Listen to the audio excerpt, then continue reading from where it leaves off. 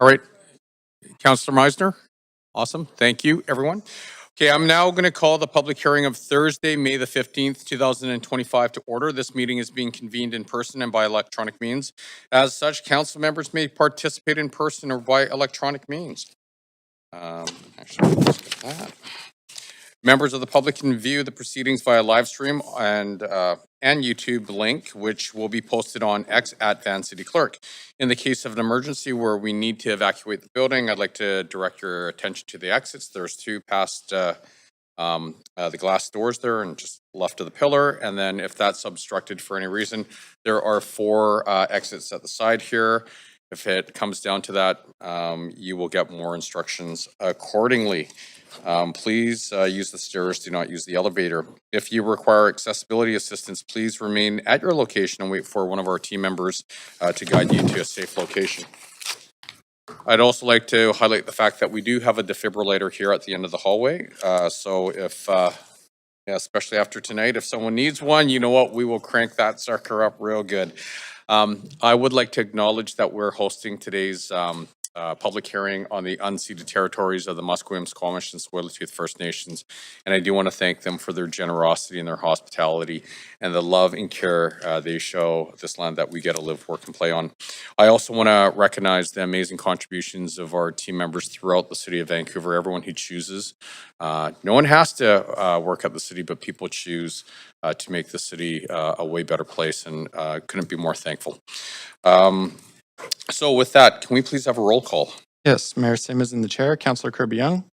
Councillor Dominato has a leave of absence for personal reasons. Councillor Bly. Councillor Fry. Councillor Montague has a leave of absence for personal reasons all day. Councillor Klassen. Councillor Meisner. Councillor Joe. Councillor Orr. Councillor Maloney.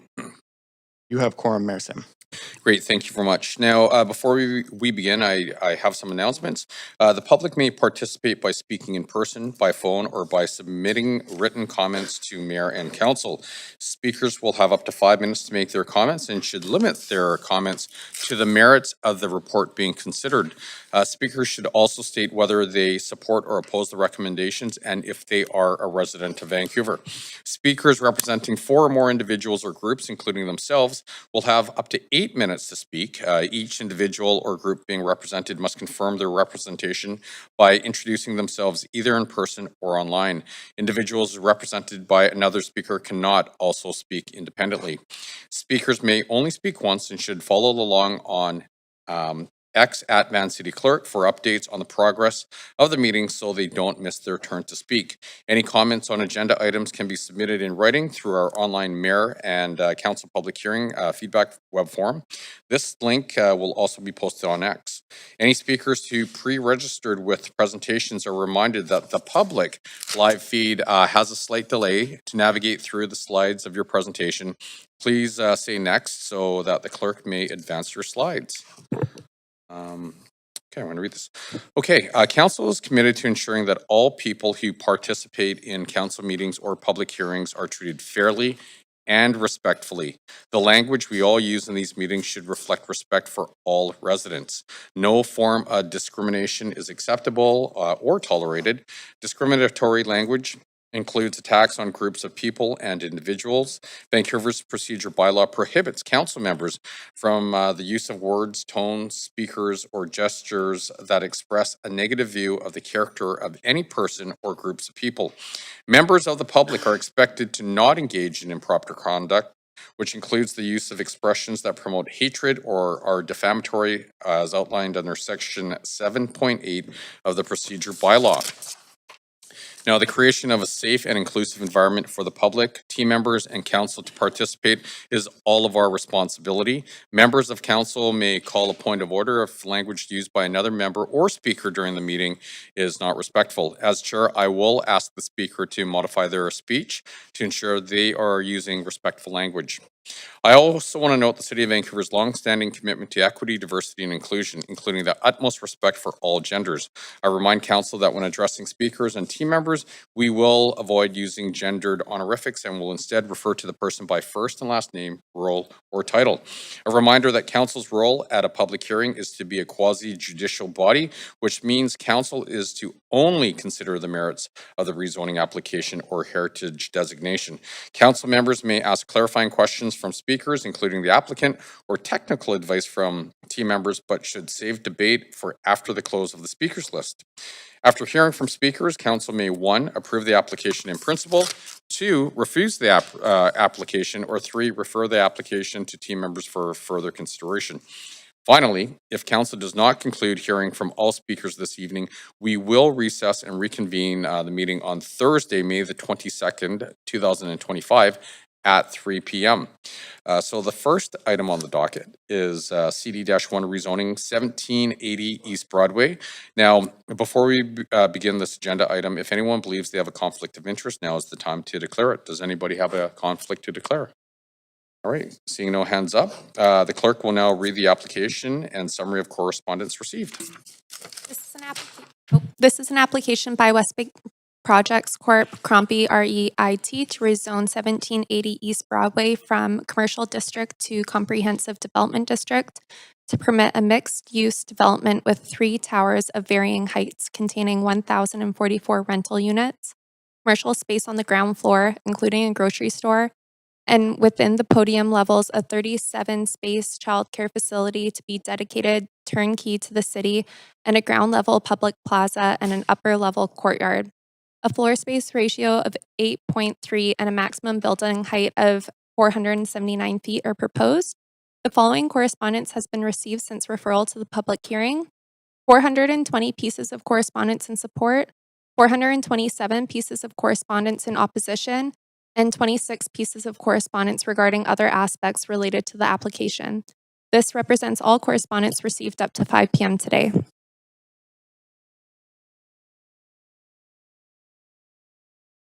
Thank you very much. This is the first call for speakers. Any speakers for this item who wish to speak to council, please call toll free at 1-833-353-8610, followed by participant code 106-1445 # before the close of the speakers list. The phone number will be posted on X and made available on the live stream. There will be an opportunity for new speakers and any missed registered speakers to speak after the third and final call for speakers following completion of the registered speakers list. Now, we do have team members from Planning, Urban Design, and Sustainability here to present the application.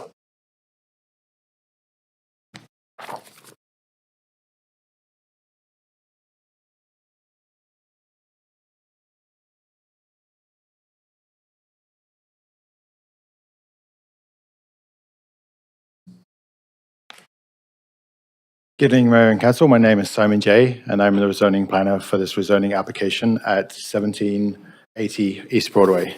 The rezoning site shown in red is located at the south side of Broadway near the intersection with Commercial Drive. It is adjacent to the Commercial Broadway SkyTrain station, which is one of the region's busiest transit hubs. The site is a single lot, double fronting Broadway and 10th Avenue, and has a site area of approximately 105,000 square feet. It is currently zoned C3A, which permits a mixed-use development of up to 6 stories at 3.0 FSR. The site is currently developed with a single-story Safeway grocery store and a surface parking lot. There is no existing residential on site, and there therefore is no residential or tenant displacement. The Grandview Cut, a critical regional transportation corridor, borders the site to the northeast. Commercial Drive to the west is a busy commercial street lined with local serving retail. South of the site is a mix of multi-family low-rise buildings and detached homes. Local amenities in the area include a number of parks, a community center at Trout Lake, and childcare facilities. The site is well served by bikeways, as it is adjacent to 10th Avenue and the Central Valley Greenway. Rezoning potential for the site is guided by the Grandview Woodland Community Plan, which provides a framework to guide change, development, and public benefits. The site lies within the commercial Broadway Station Precinct sub-area of the plan, which is envisioned to be mixed-use community for people to live, work, shop, and gather. The plan recognizes the regional importance of the commercial Broadway Station area as a transit hub and sets direction to create new commercial, retail, and office job space close to rapid transit and to increase housing opportunities with a focus on rental housing. The sub-area map shown is the original version approved in 2016. The plan anticipates development for this site to be mixed use at a variety of scales, including mid-rise and high-rise components, up to 24 stories above a retail base. Conceptual site diagrams are provided in the plan, which illustrate potential configurations up to 5 towers on the site. The plan expects the development to include a mix of retail, including a large format grocery store and small-scale retail, office space, and a mix of housing opportunities, with a density of up to 5.7 FSR. The site should also feature a new civic plaza, which will become the primary gathering space at the southern end of Grandview Woodlands.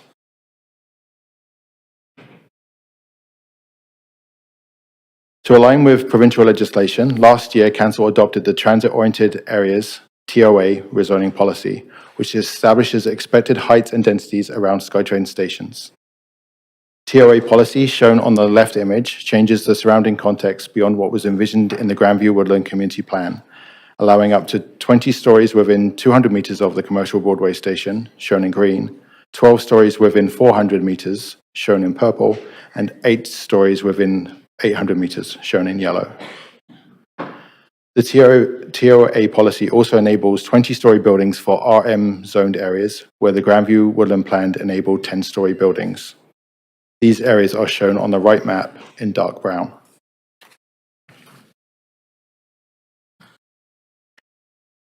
The current and 2014 versions of the rezoning policy for sustainable large developments apply to this site.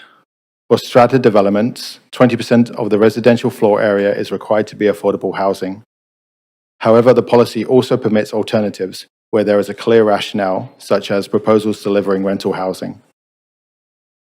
The 45,000 square meter threshold for the sustainable large development policy is also the same threshold for the community benefits agreement policy, which requires the developer to enter into an agreement to commit to local inclusive hiring and social and local procurement.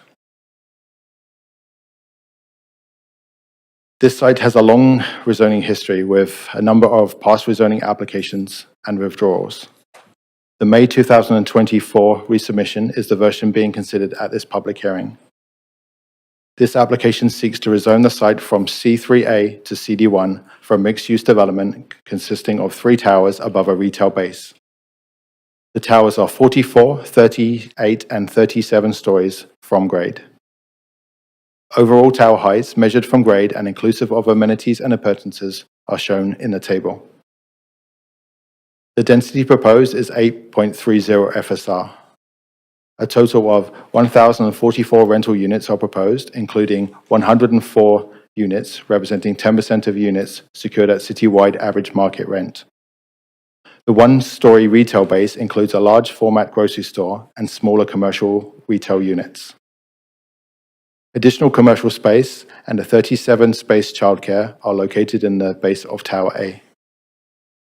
3 levels of underground parking are proposed, and the development will comply with the parking bylaw. Commercial loading and parking is proposed from Broadway via a new access point over the Grandview Cut. The proposal also includes an approximately 20,000 square foot at-grade public plaza. The public plaza is located between Broadway and 10th Avenue on the west side of the site, adjacent to the SkyTrain station. The plaza will be secured with a statutory right-of-way and will provide active programming. An additional upper courtyard of approximately 12,000 square feet will be publicly accessible and will be connected to the plaza by public stairs. The courtyard and stairs will also be secured through a statutory right-of-way. The starting rents for the citywide average market rents will be secured through a housing agreement. This table shows starting rents for the units secured at citywide average market rents in the blue column. It compares these with average rents in newer buildings on the east side in green and ownership costs in orange. Note in this presentation, the average rents for newer buildings have been updated to 2024 figures. The report shows 2023 figures. The table shows the average market rents are lower than market rents in newer buildings. It also shows rental is more affordable than ownership, despite using 2021 ownership figures.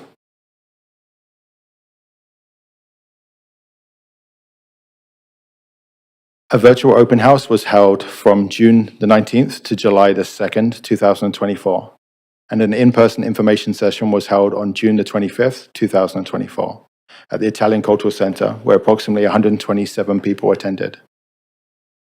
Throughout the review process for this project, staff have received a total of 477 comments or questions. Comments of support were for the density and an appropriate location for the density, adding rental and affordable housing, general support, the neighborhood impact, and the building design. Comments of concern were related to not enough affordable housing, height, density, and design, the neighborhood impact, the proposal not aligning with the community plan, the process being too long, public space, parking and traffic, plus parks and green space. In response to public concerns, staff note the site is currently zoned C3A, which permits 3 FSR for a mixed-use development containing strata housing. Therefore, the land value is relatively high before rezoning. Combined with the proposed lower yield rental housing and a turnkey public childcare not envisioned in the plan, this results in less capacity to provide affordable housing despite the higher density proposed. Although the height and density proposed exceeds the plan, the adoption of TOA policies has recently increased the developable heights and densities of surrounding properties.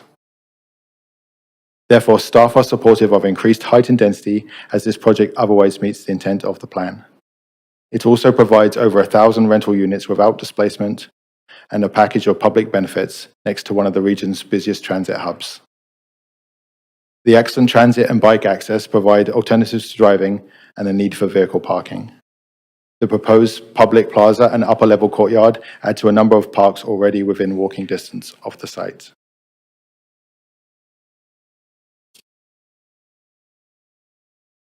In terms of public benefits, the project includes 1,044 rental units with no displacement, 10% of floor area secured at citywide average market rent, a turnkey 37-space childcare, DCLs of approximately $32.8 million, and public art with a budget of approximately $1.7 million. In conclusion, staff support the proposal to rezone 1780 East Broadway from C3A to CD1 to permit a mixed-use residential building with 3 towers. The proposal meets the intended uses envisioned in the Grandview Woodland Community Plan. Although the proposal exceeds the plan's anticipated height and density, staff support the proposal as the context has changed since the plan was approved. Staff recommend approval subject to conditions in Appendix B of the report. Thank you. Staff and the applicant team are available to answer questions. Great, thank you very much. Would the applicant team like to present the application if in attendance?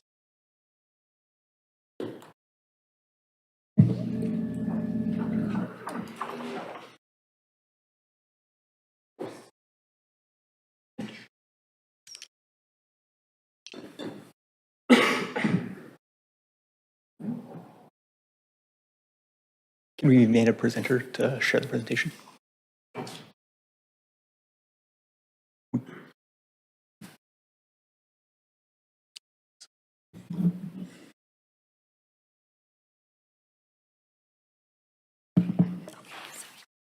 Yeah, it's.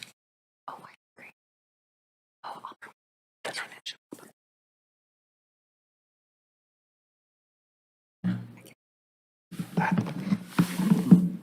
Alexander.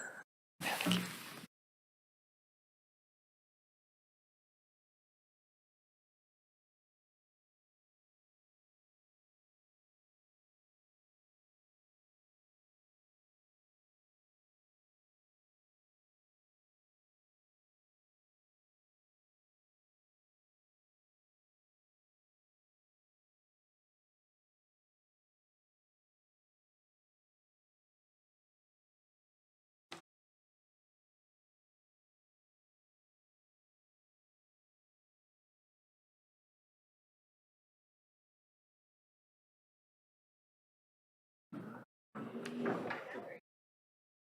All right, great. Thanks, Alex.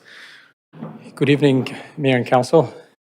My name is Mahmoud Biazi. I'm with West Bank, and I'm pleased to be here to speak on behalf of our partnership with Crombie for this application. I'm joined by Peter Busby and Alex Boss, our architects from Perkins & Will. Also in attendance, our landscape architect, Ben Matthews, and our sustainability and traffic consultants are also in attendance on the line, actually. Simon gave a great presentation, but given the journey and the scale of the project, our team asked that I say a few words before I hand it over to Peter to continue with his presentation. There are three main points that I'd like to speak about this evening. First, how the project has evolved over the past decade. Second, the substantial list of public benefits it will deliver. And lastly, this is a forward-looking project aligned with the latest planning policies from all levels of government. It has zero housing displacement, and it's a proposal we're proud to stand behind and look forward to delivering. I have to say, we have worked significantly and extensively with staff on this project. And that speaks to the complexity and significance of the site and our collective commitment to making a genuinely meaningful contribution as part of our city building practice. Our discussions with the city about this site began over a decade ago, spanning multiple mayors and directors of planning.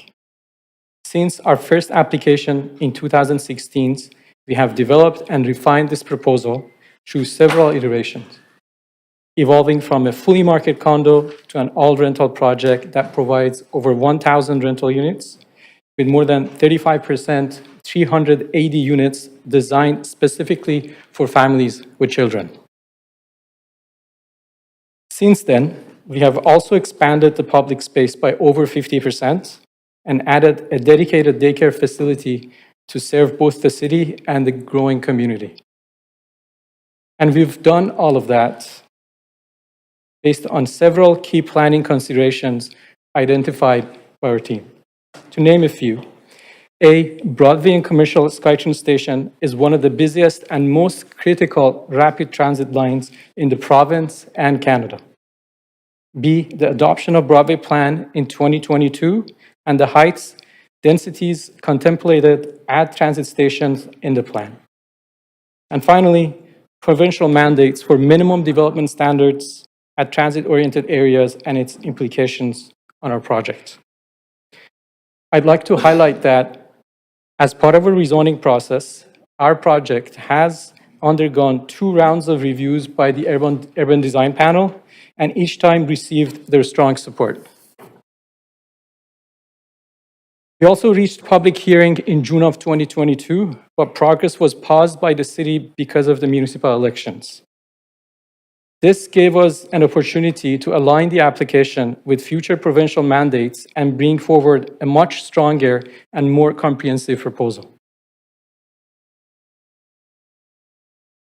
Our proposal today will deliver over $100 million in community benefits. The referral report speaks to the extensive 10,000 square feet childcare space, the allocation of a significant fund of new on-site public art, and payment of over $30 million in DCL fees for parks, city facilities, and other infrastructure in the neighborhood. In addition to this, the community benefit list also includes the voluntary contribution of more than 100 below-market rental homes, over $23 million in DCC contributions, and an expanded public realm with 32,000 square feet of accessible plaza and green space. These are in addition to the sustainability commitments that go above and beyond the policy requirements, including a neighborhood energy district, small-scale retail access for public realm activation, off-site improvements, and the return of the well-used full-on grocery store on site. The plaza you will hear more about from our team in a bit is designed to support and extend the existing cultural context of the drive and provide affordable at-cost access for local nonprofit organization and public, enabling arts, culture, and community programming. We understand that there is a pressing need for rental housing options across the spectrum in the city and the community.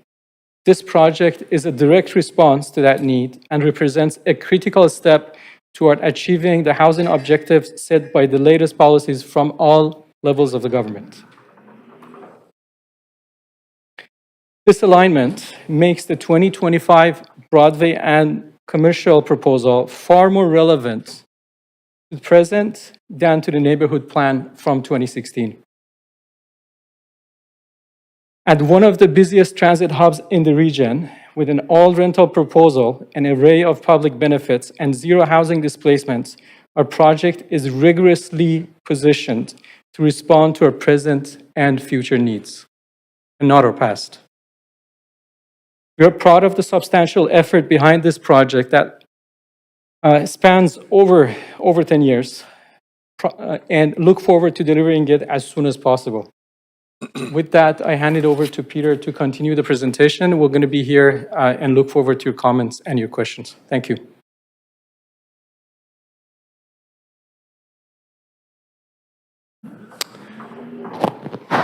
Hi, my name's Peter Busby. I've been appearing in this council room for 35 years. I've worked on this project for 8 years.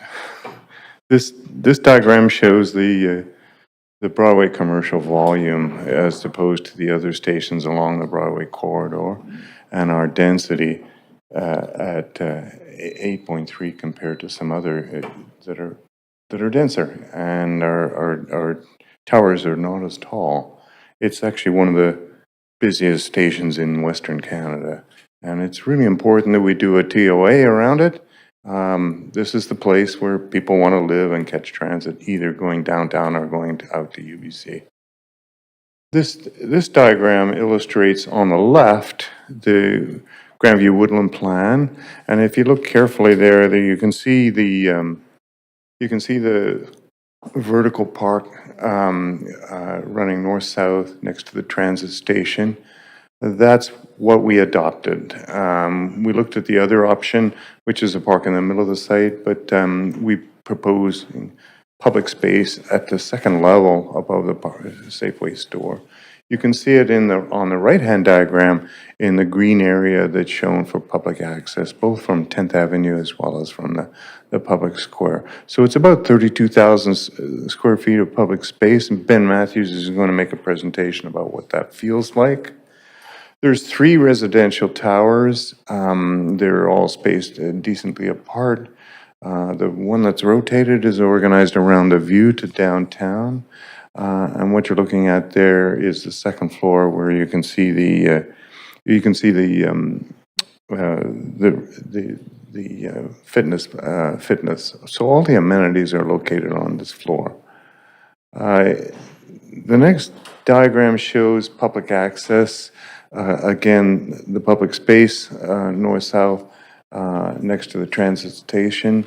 So that's where the people are going to be. And the idea is that resembles the horizontal, longitudinal spaces of Commercial Drive. So we're trying to repeat and extend that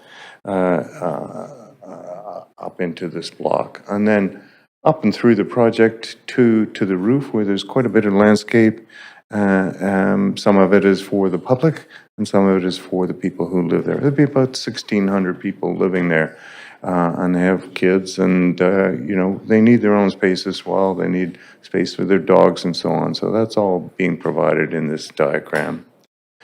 This drawing shows the ground floor, the Safeway site. Now, this is one of the busiest Safeway stores in Western Canada.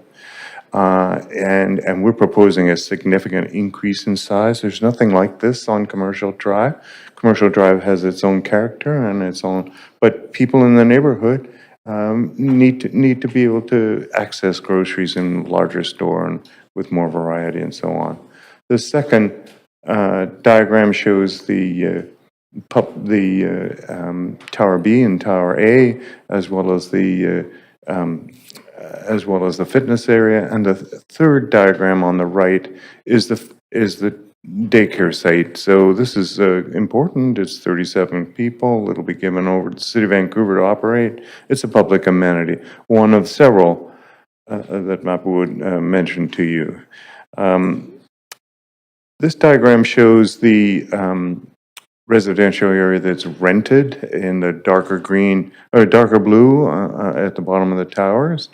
So this is 10% of the total volume as it's below market rental.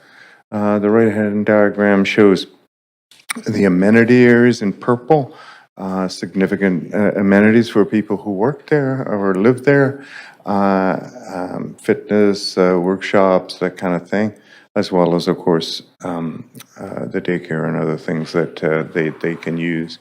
The three towers are shown in this diagram. They're cousins of each other. They've got a very advanced envelope, prefabricated and delivered to site, high performance, thermal separation on the balconies.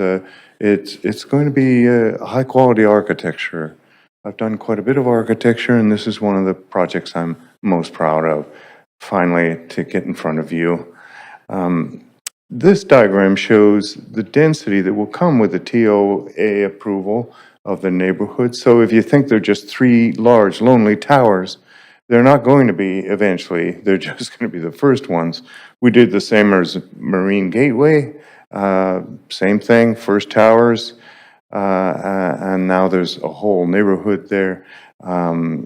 Same as Cambion Broadway, we did the first development there, and now there's quite a bit of development going on. So this is just a change in the marketplace and a moving forward. This is the future of Vancouver. It's around transit-oriented development, and it's extremely important.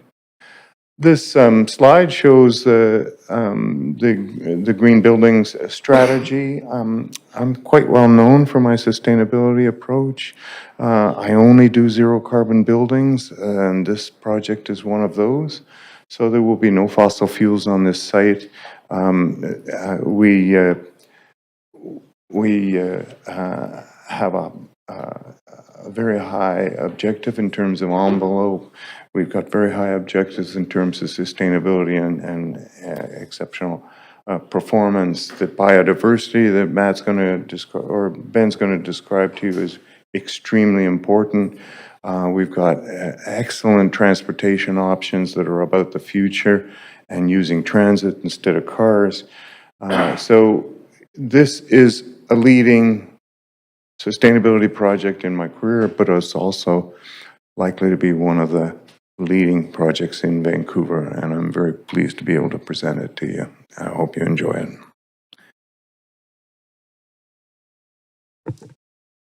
Thanks, Peter. Evening, everyone. We'll just speak a bit quickly here on the landscape. I know we're all got lots of people that'd like to speak tonight, and you've already heard a little bit about it. We're looking at the overall plan of the site, and there's really two forces at play here. Of course, the amazing energy of Commercial Drive, but also the sort of wild of the cut. And this project is the collision of these two. So biodiversity is important, people are important, it's all coming together here. You're seeing the public plaza next to the transit station on the left-hand side of this image. This is sort of the lifeblood of the public space. It does, however, terrace up over the podium, as we've heard, and then come down nicely to 10th Avenue. The cut enters the project from the northeast through this thermal tank park into the central courtyard, which will be bathed with sun facing south. And you'll see some images of the lawn and south-facing terraces. And then there's, of course, all these other rooftops. There's a daycare facility with plenty of outdoor space. There's a large urban farming component, over 3,000 square feet urban farming, as well as edible plants throughout the landscape, orchard trees, etc. So this first image we're going to look at is looking at the plaza. Not sure why it's not loading on the big screen here.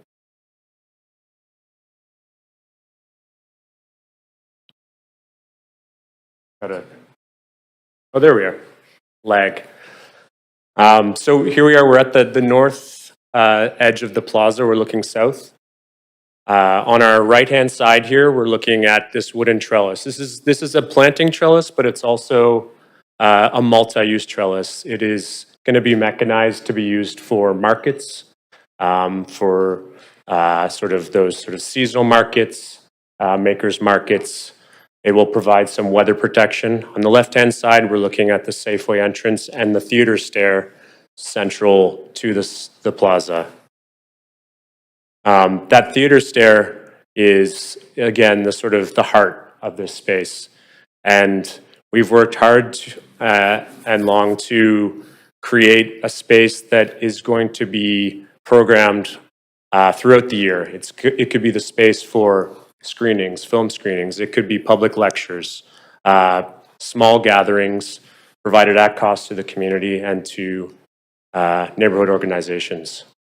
The plaza rises ever so slightly to create a stage in the middle, and a projection screen could come down at night. So this could be this really amazing sort of multi-hour experience throughout the morning, evening. At the south end, there's the food and beverage offering, and so you might imagine sitting outside with some food near 10th Avenue, more sculptural furniture at that end, more of a neighborhood feel as you get to the south. This is a drawing of the central theater stair, so it is a sculptural wooden bleacher. It can be accessed at multiple levels by foot or by elevator. And above it is this theater infrastructure, which will provide audio, video to the theater. And you're seeing on the station wall this new trellis, multi-layered trellis. Now we're going to take you up and over. So we're now looking from the south back into that central courtyard. At the very top, you'll see there's a hillside, and nested in that hillside is a cafe and newspaper stand. And in front of it is a large sun deck where we'll have loose furniture on a wooden deck. There are, as I said, edible plants and orchard trees all around here, so beautiful floral bursts throughout the seasons. And then terracing back down to 10th Avenue, wild grasses as you pass by this glass house, which is a cafe at the sort of second level, and then down to 10th, where we have a double-sized Moby station, as well as a cycle-focused CRU retail space. So again, we're looking now at the elevation of the three towers, the gentle terracing up towards the central courtyard, and then the sky beyond. So we're really excited about both the public and private outdoor spaces, particularly with the plaza. We look forward to ongoing discussions with the community to really kind of hammer down exactly what the program and feel of that space wants to be. And we're really excited to hear from everyone this evening. So thanks so much for having us. And with that, I'll finish our presentation. Thank you. Great, thank you very much.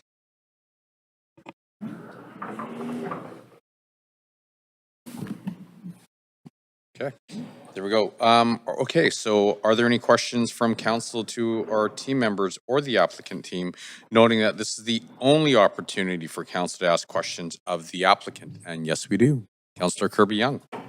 Yeah, thank you. I have 3 lines of questioning, and I'm going to start on the affordability component. And typically what we see coming in with larger rental projects and I recognize this is being billed as a large sustainable site, but it's 20% below market. And my understanding is that this is 10% of the units at starting rents relative of citywide averages versus market rent in newer buildings on the east side, but not even a 10% BMR or 20%. So I'm going to direct that to the applicant first as to why we can't achieve more affordability in this project.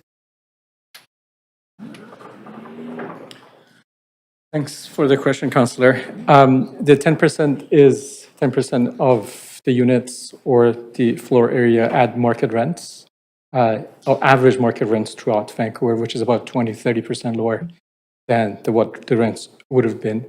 A great way of thinking of that 10%, I just wanted to say that visually, this is a project that is delivering 100 units, and those 100 units are, think of them as a 15-story building that's being delivered at average market rents. Yeah, I understand the number, but proportionally, regardless of the size, could be a 200 unit, So 400 for unit. the last, Sorry, just to clarify the question, but it yeah. could be 1,000 unit. My question is Mhm. not how many, but it's the ratio. Our standard has been 20% BMR in our other rental housing policy. So why are we not even achieving that?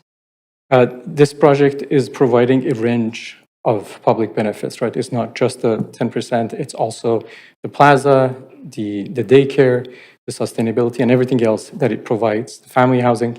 And we've worked very closely with staff, the real estate department. Okay, so on this. I'm just jumping because Sure. we're limited for time. So you're saying that the trade-off was that you're providing public benefits, and if we had less public benefits, you would provide more affordable housing? It's not one-on-one. It is what we're providing. Obviously, it's over $100 million, and this is through our extensive work with the real estate. This is what we realized that this project cannot afford to provide anything to add to the affordability, and the affordability that we're providing is substantial. Even at 1,000? Considering everything else that's being provided with the project. Okay, thanks. Thank you. I appreciate that. I'm going to keep going for time. My next question, I think, is for staff, and it's really around the height. And see if I've got this right. Current zoning is 6 stories.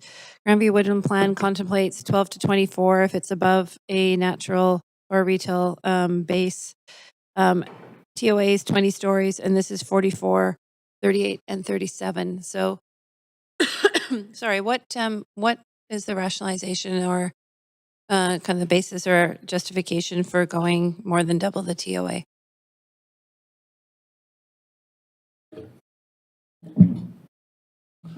So the rationalization for the more density is because it's a rental building rather than strata, which was approved, which was what was in the Grandview Woodland Plan. Also, yeah, that's the main reason. And then do you want about the height as well? Okay, so just for clarity then, I just want to make sure sorry, my voice is cutting out, that I'm reflecting this back. So the 20 stories contemplating the Grandview Woodland Plan is based on strata tenure?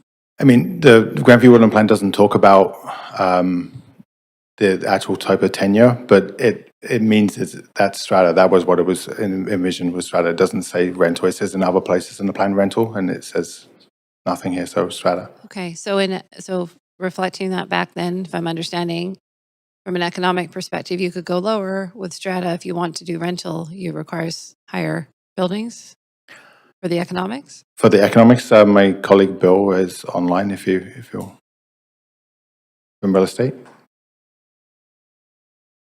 Yes, hi. I don't know if you can hear me, but I'm Bill Abe, Property Development Officer with Real Estate Services. So what Simon was saying is absolutely accurate. The original intention, so many years back, was that the site was going to be strata, and strata would, obviously generate a higher residual land value, and therefore you would need fewer square feet for a project as compared to rental. So Councillor, your assertion is correct that rental generates a lower value and therefore would require more square feet to deliver commensurate value. Great, thank you. Mayor, can I move for second round because I'd like to ask questions about the public plaza? Great. All in favor? All opposed? Great. Second round. Thanks. I'll come back on for questions on the plaza. Thank you. Thank you. Councillor Maloney. Thanks. Could you this is one's for staff, could you just explain what you meant by the context has changed in relation to the increased height of the buildings compared to the Grandview Woodland Community Plan? So the Grandview Woodland Community Plan was approved in 2016. And then since then, like last year, the provincial government mandated the TOA policy. So the surrounding context in the Grandview Woodland Plan was 6-story, 10-story kind of buildings, and now the surrounding context is 20-story buildings. Thanks. So the development includes a public bike share facility along East 10th Avenue, and 3 levels of underground parking are accessed access from Broadway and from 10th Avenue, and 10th Avenue is a bike route. So why is there a parkade exit to 10th, and what's being done to avoid danger to passing cyclists? My colleague Dominic from engineering is online. Thanks. Hi, everyone. My name is Dominic Lau from Transportation Planning. I'm a senior transportation engineer. Yeah, thank you for your question, Councillor. So there are actually two accesses to the site. One is off of Broadway, and it's intended for loading vehicles, commercial, and all other uses, whereas all of the residential will be accessed off 10th Avenue. And is there any plans to mitigate danger to cyclists that are passing by the ingress and egress of motor vehicles? For sure. So the bike lane was recently upgraded on 10th Avenue in 2019, and it's currently protected on the south side of 10th Avenue, whereas the access to the site will be on the north side. Thanks very much. Now, the project's going to deliver a city-owned childcare facility with space for 37 children. Staff, how would you describe the overall need for childcare in the city? My colleague Cassidy is online to answer this question from childcare. Hello. Yeah, there is an estimated need for around 500 0 to 5 full-day childcare spaces in the Grandview Woodland area. Okay, thanks. When you add together the proposed 1, 2 and 3 bedroom homes planned for this proposal, approximately how many people is this project, does it have capacity to provide homes for? Sorry, I'm asking you to do maths on the spot. Maybe that's a question for the applicant.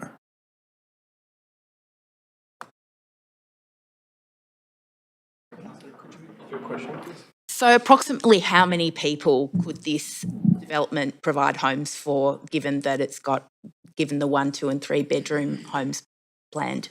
I think the average is about 2.5 people per dwelling, around there. So maybe there's between 2 to 25%. 1,044 dwellings and maybe about 2,000 people or more? Definitely over 2,000 people. Yeah. Okay. There's part of the concern from opponents is shading of the public plaza. Do you have any comments about how sunny or shady the plaza is going to be? Perhaps this is for the... Sure. I'll have our landscape applicant team talk about shading. We understand, Alex or Peter, if you want to take the shading of the plaza portion.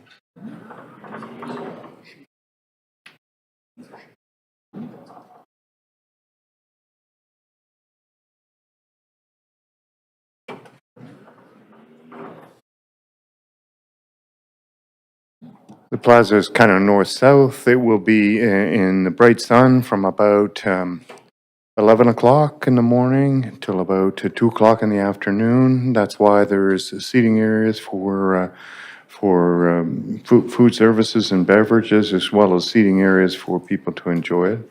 After that, after 2 o'clock, the sun goes over the transit station, which is quite low, and nobody's going to build on top of it. So in the afternoon, there will be, depending on whether it's summer or spring, fall, or winter, there will be sun on the plaza area as it goes through the afternoon into the evening. Of course, in the summertime, the sun comes around to a little bit to the northwest, so there'll be actually more sun coming in at about 6 o'clock in the evening. Does that answer your question? Yeah, thanks very much. Sorry, we're at time, but we do have a second no round. worries. Thank you. Councillor Fry. Yeah, thanks, Mayor. So for staff, I'm just hoping you can help me make sense of this, because I am looking at most of the recent approvals that we've done for rental projects, all sort of within the Broadway plan, all coming in at this sort of TOA heights, 20, 21 stories, 24 stories, all of them delivering 20% BMR, or below market rental. Variously with TRPs and different conditions on the sites. So I'm curious, does this set, what kind of precedent does this set for other development applications that are compliant within existing sort of zoning and transit-oriented areas when we're doubling the heights and not requiring the same kind of level of below-market rental? I was about to refer you to my housing colleagues, but then the second half of that question sounded slightly different. So,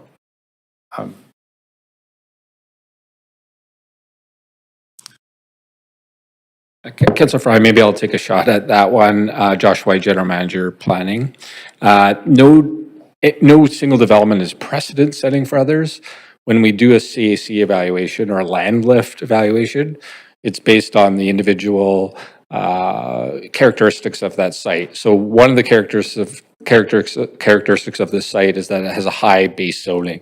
So when we do the land lift, it's from the base zoning to what it delivers with this. And real estate's evaluation of the site is that it produced enough lift to support the public benefits as proposed, including the full suite of public benefits, of which a portion of that is the below market rental. So that's the method by which we evaluate each individual application on its own conditions and its own merits. I'm still struggling with it because we've had projects coming through this year that are all meeting that 20% below market rental. They're all coming in at the sort of transit-oriented area heights. They're all in the Broadway plan. So this seems to me, and many of them are burdened with tenant relocation policy kind of protections. And so I just feel like this site, we're doubling the TOA heights and we're halving the amount of below market rental. Is that a fair kind of framing? Yeah, I think this delivers other public benefits that, for example, some of those Broadway plan applications don't. Many of the Broadway plan applications we have, the entirety of the land lift is taken up just by the below market rental component of it.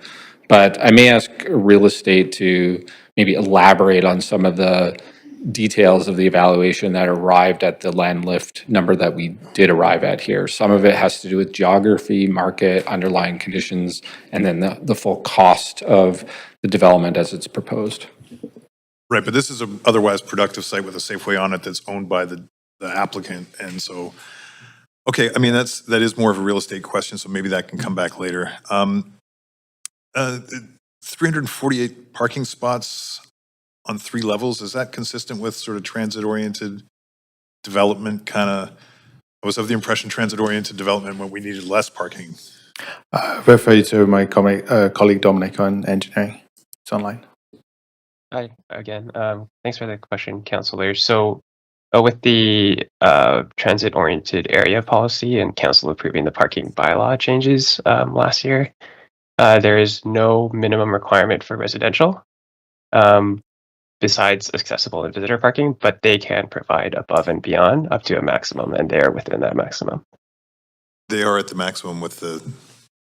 Oh, no, well below the maximum. The maximum is usually 2 per unit. Yeah. Okay. I note that, oh, you know what?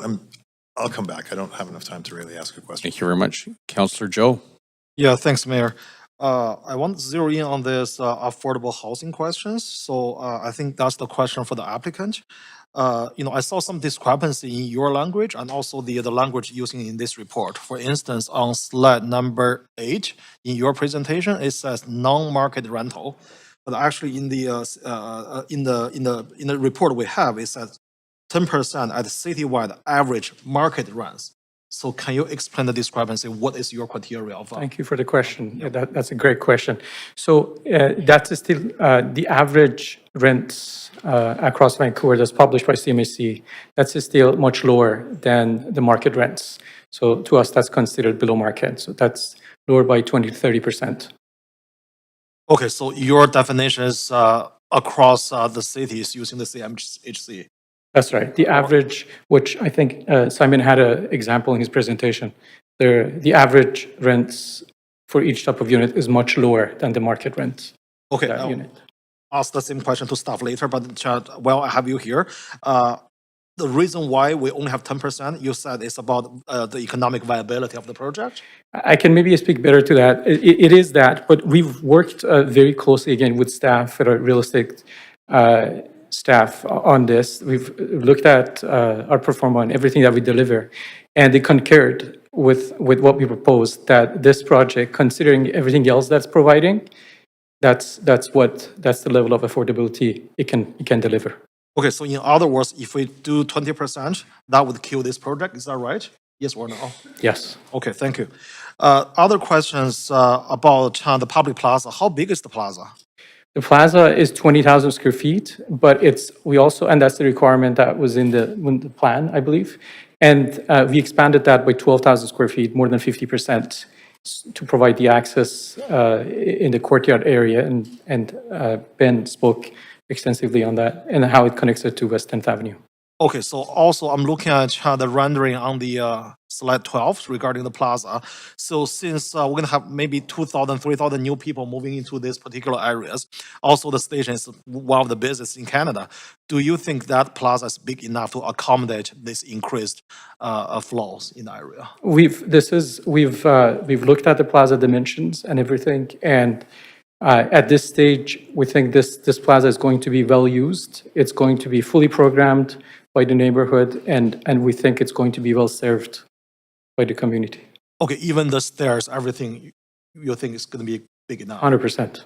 Okay, so other questions, let me see. So the courtyard is also accessible to the public, is that right? That's right. Okay, all right, so I have other questions to staff. So on the similar questions regarding the discrepancy about market rent and non-market rents, can you explain what is our criteria about non-market rents? My housing colleagues online can answer that question.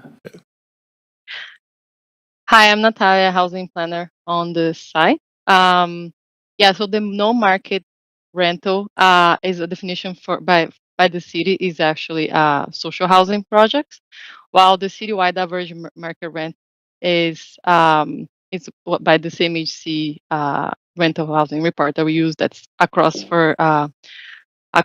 all apartments in the city of Vancouver.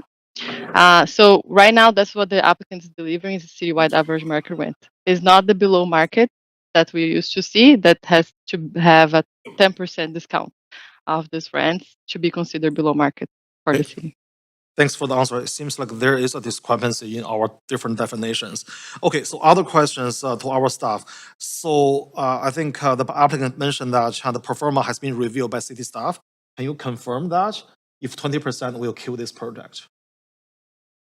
My colleague Bill online can answer that question. Thank you. Yes, thanks for the question, Councillor. Yeah, so we have reviewed the numbers and they do make sense to us. We do concur with the conclusions that we've all collectively arrived at here. Again, at a glance, it would appear that a project of this size would generate a considerable amount of lift, and it does, but a lot of that lift is offset by the other aspects of the project that are being delivered, in addition to the childcare space. So I can only ask you to trust us that if we felt the project had more capacity to deliver a higher percentage of BMR or a deeper level of affordability, we certainly would have pursued it. But the direct answer to your question, Councillor, is yes. I believe a 20% BMR or deeper level of affordability would be detrimental to this project. Thanks. Yeah, I'll come We're back at later. time. Great. Thanks, Mayor. Thank you. Councillor Meisner. Yeah, thanks, Mayor. Councillor Joe asked many of my questions. I think we were kind of thinking the same. When we talk about these citywide average market rents, what sort of control, if any, I guess this is a question for staff, does the city have over how these are determined or regulated? Could that be revoked by council in the future? Could CMHC recalibrate their formula? I just want us to, I want to know what guards we have against the risk of something changing there, given that this is not a traditional below market guarantee of lower rents. Thanks for your question. My housing colleagues online can answer that. Great. Hi, Natalia again from Housing Planner. I maybe can start the first part. So we will be securing those citywide average market rents as our in our housing agreement. So it would be similar to the same program as we secure the BMR in other projects. As if we can this rents can be revoked and CMHC stops providing them. I will let the Assistant Director of Housing answer that, on how we would approach that. Thanks, Natalia. I'll try to be quick. We peg our rents to the CMHC data for a reason, because it's very consistent and kind of third party, I suppose. So you don't want each city to set their own data for affordability. And it has been very consistent. So I would expect if there were changes to the citywide average market rents by definition, we would review those and know of those as we do our ongoing monitoring, enforcement, and compliance of the housing agreement for 60 years life of the building. So if it does become an issue, we would handle that through the monitoring program, and then we could return to council if there was something offside of what was originally agreed to in the housing agreement. Okay. Hopefully that helps. Okay, thank you for that. My other question is around, I guess my bigger question is that if this proposal was coming to council in the last year or two under the current policy, how much below market rental would be required for a project like this? Would it be 20% below market? It's a question for staff. Like, let's say this proposal. I can. Yeah, sure. Go ahead. Yeah, I mean, in the TOA, generally we would expect either social housing turnkey to the city if there's strata proposed, or your typical traditional city definition of below market rental with that 20% discount to the citywide average market rents. But it is always something that we review, and as Bill has articulated, sometimes we're not able to achieve that. Okay, but just for clarity, other TOA areas across the city, including this one, if this proposal was new, like I'm thinking about different proposals at Broadway and Granville, for example, 20% below market units would be required. Is that correct? That's correct. Okay, yes. Thank you. My other question was, so just continuing on that, is the reason that it's not required for this particular project is because this original rezoning application goes back prior to 2018? Hi, Casey Peters, Assistant Director, Rezoning Center. So we do bring forward the project that is submitted to us by the applicant. We obviously do review that against our plans and policies, and in this case, we have looked at current policy, including the TOA, to give a description of how it compares to existing policy, but we do present the project as provided by the applicant and as reviewed by staff and evaluated against those policies. Okay, but does this meet the current policy? So it does not meet the current policy, and as Bill from Real Estate elaborated, it's not able to under the, because it does provide a variety of pieces that a project like you're describing that we would see elsewhere in Broadway would not be able to provide, such as a childcare. Okay, that's not my recollection. I've seen childcare in other projects with 20% below market and TOAs, but we can come back to that. Thank you. I'll come back on because I have more questions. Thank you. Thank you very much. Councillor Claassen. Thanks very much, Mayor. I'm going to start off with a couple of questions for staff, then I'll move to questions with the applicant. And if there's a representative from the Crombie REIT here, I'd also like to ask questions of them. Starting off here, can staff speak to who these homes they perceive are really for? Are they realistically attainable for the kinds of working households we want to retain in Vancouver, like teachers, tradespeople, young families?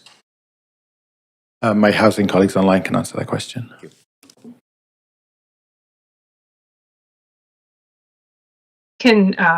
I can take a stab at that. We did used to have some information in the referral reports about the kinds of professions and kind of the demographic that would fit into the affordability that's proposed. I don't think we have that anymore. But in the housing section of the report, you can see a comparison of the monthly rents as compared to home ownership. So it's certainly more affordable to people than trying to get into the ownership market. The citywide average market rents are a couple $100 less per month than the average market rents for this neighborhood. So there is some affordability for those 100 or so units that we're securing. However, the rents are still high. I mean, we do have our vacancy rate adjusting a little bit and correcting a little bit across the city. But I would say that the rents still are quite high and unattainable to many renters in the city. Okay, thanks very much. With regards to and we've asked the affordability question from a lot of different angles tonight, but are there mechanisms in place to ensure that the 10% below market rental units remain affordable over the long term? Again, my housing colleagues online can answer that question. Sure, I can jump in, Natalia. Definitely. We secure that affordability and the discount. So we secure the tenure through a housing agreement, of course, and then we secure whatever the affordability is that's proposed also in a housing agreement. And so when a tenant moves in, they're able to move in to that discounted unit. And then that's only allowed to increase per the Residential Tenancy Act annually. When they move out, it is reset to whatever that year's CMHC data prescribes as the 10% discount, or the citywide. In this case, it's a citywide average.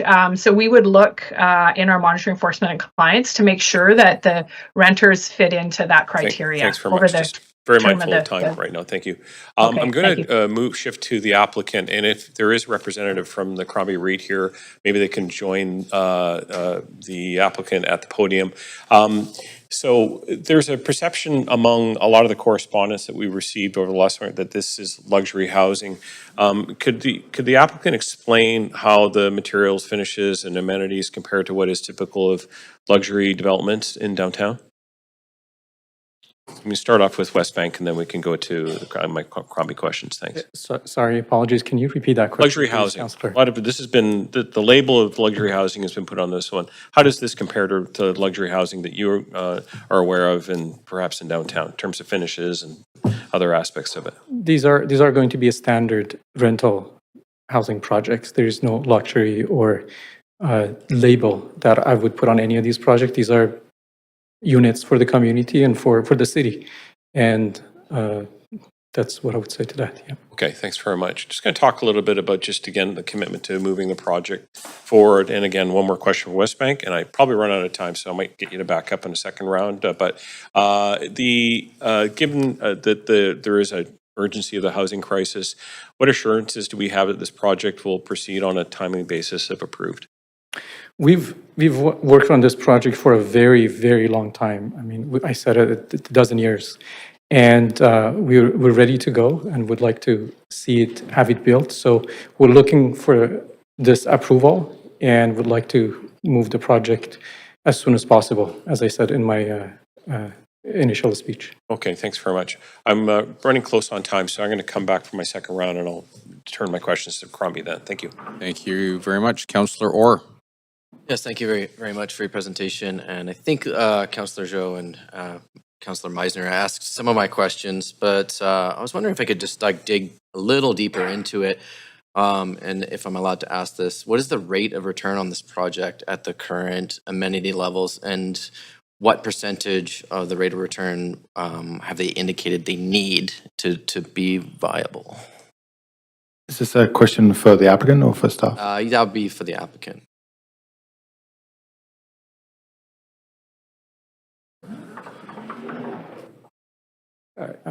Thanks for the question, but can you presumably what do you so what the rate of return is? What do you mean in terms of benefits or in terms of? Maybe if I can reword it, if we were to do if the site was to contain 20%, what would the additional cost of the landholder be if this was increased to 20%? Like what are the numbers? I just want to dig a little into the numbers here. For sure, I refer this again to what staff just mentioned. We looked at for Forma on the project with the staff extensively, and this project would not be able to deliver more affordability.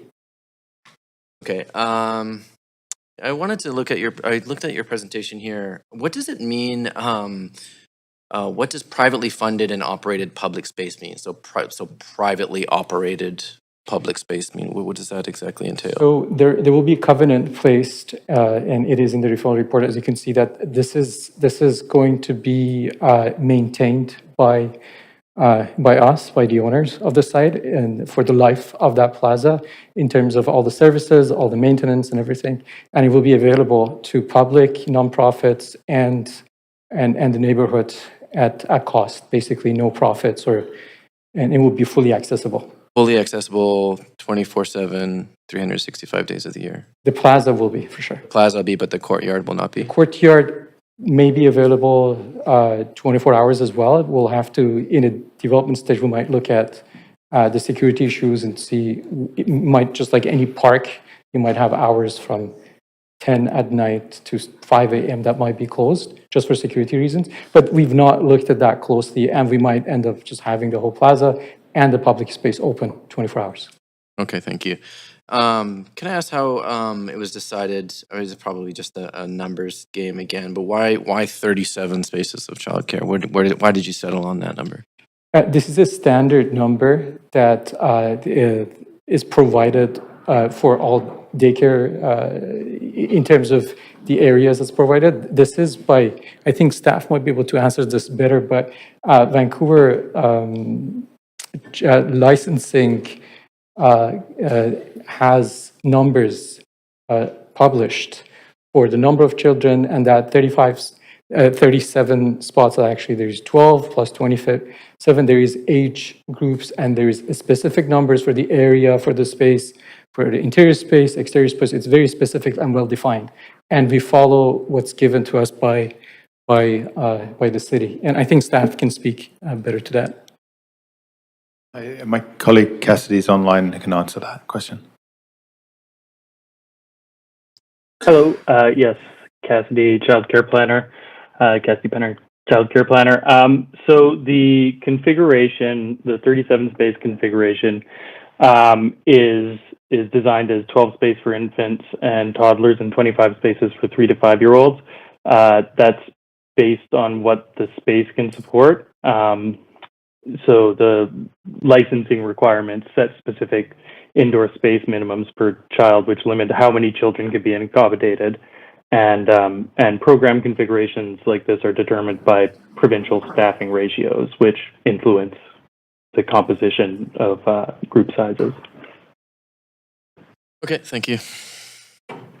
Thank you very much, Councillor Bly. Thank you very much, Chair. And thank you for answering all of our questions to staff and the applicant. I have a few more. Related to the plaza itself. So I think this is for the applicant. And the question is the programming of the plaza and how you plan to program the plaza so that it's safe and welcoming to the community, so the public access plaza.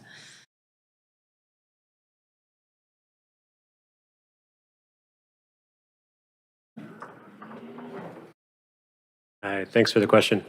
The programming will be community-led, and so that central theater space will be given up to community organizations, organizations in the neighborhood to run their own events, just like at a library or other space.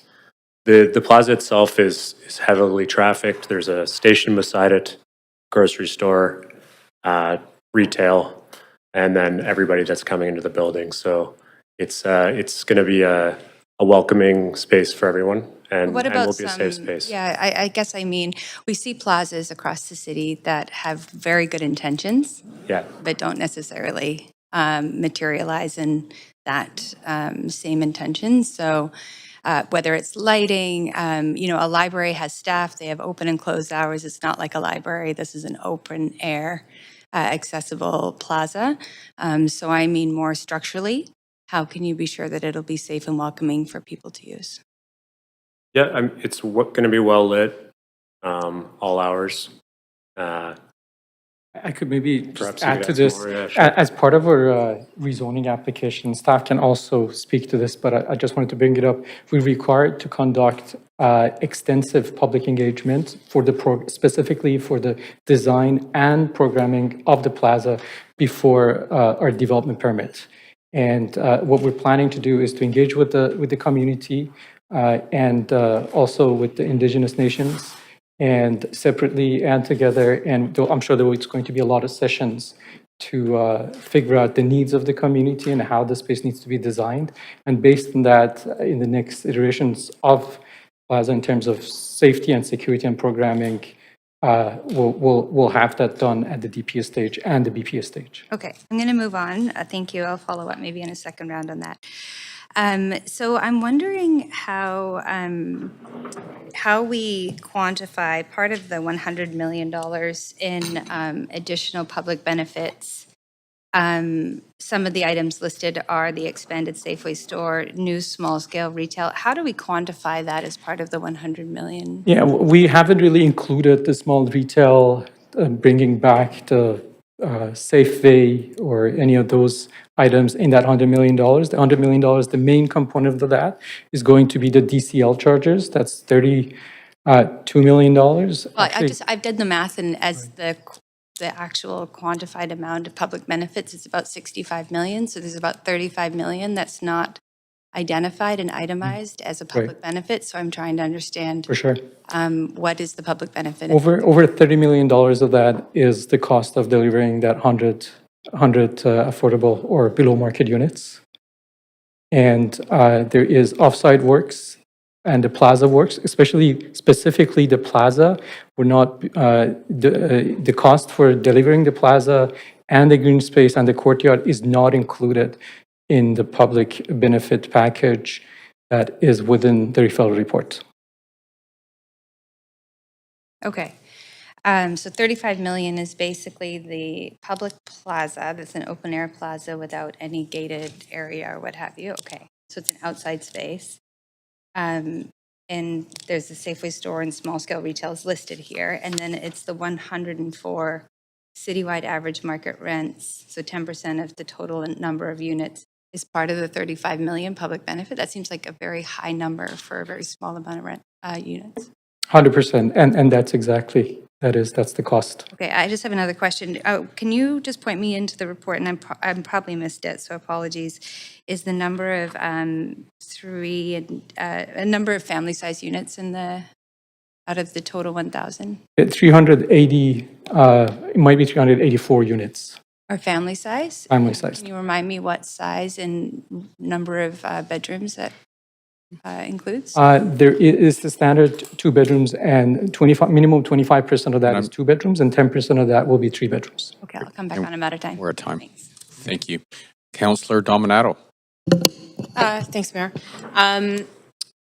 A lot of questions have been asked about the affordability, so I won't focus on those right now. But I do want to. I'm looking at the report, Appendix G, and Public Benefits Implementation Dashboard, Grandview Woodland Community Plan 2016, and it talks about population growth and anticipated growth. And it references anticipated numbers coming to this area. But can staff comment on growth in population since 2016 overall for the city? Because it's focused in on just the neighborhood. And I know we haven't had a census since 2021, but do we have sort of rough numbers of growth since 2016, since this plan was implemented, and projections?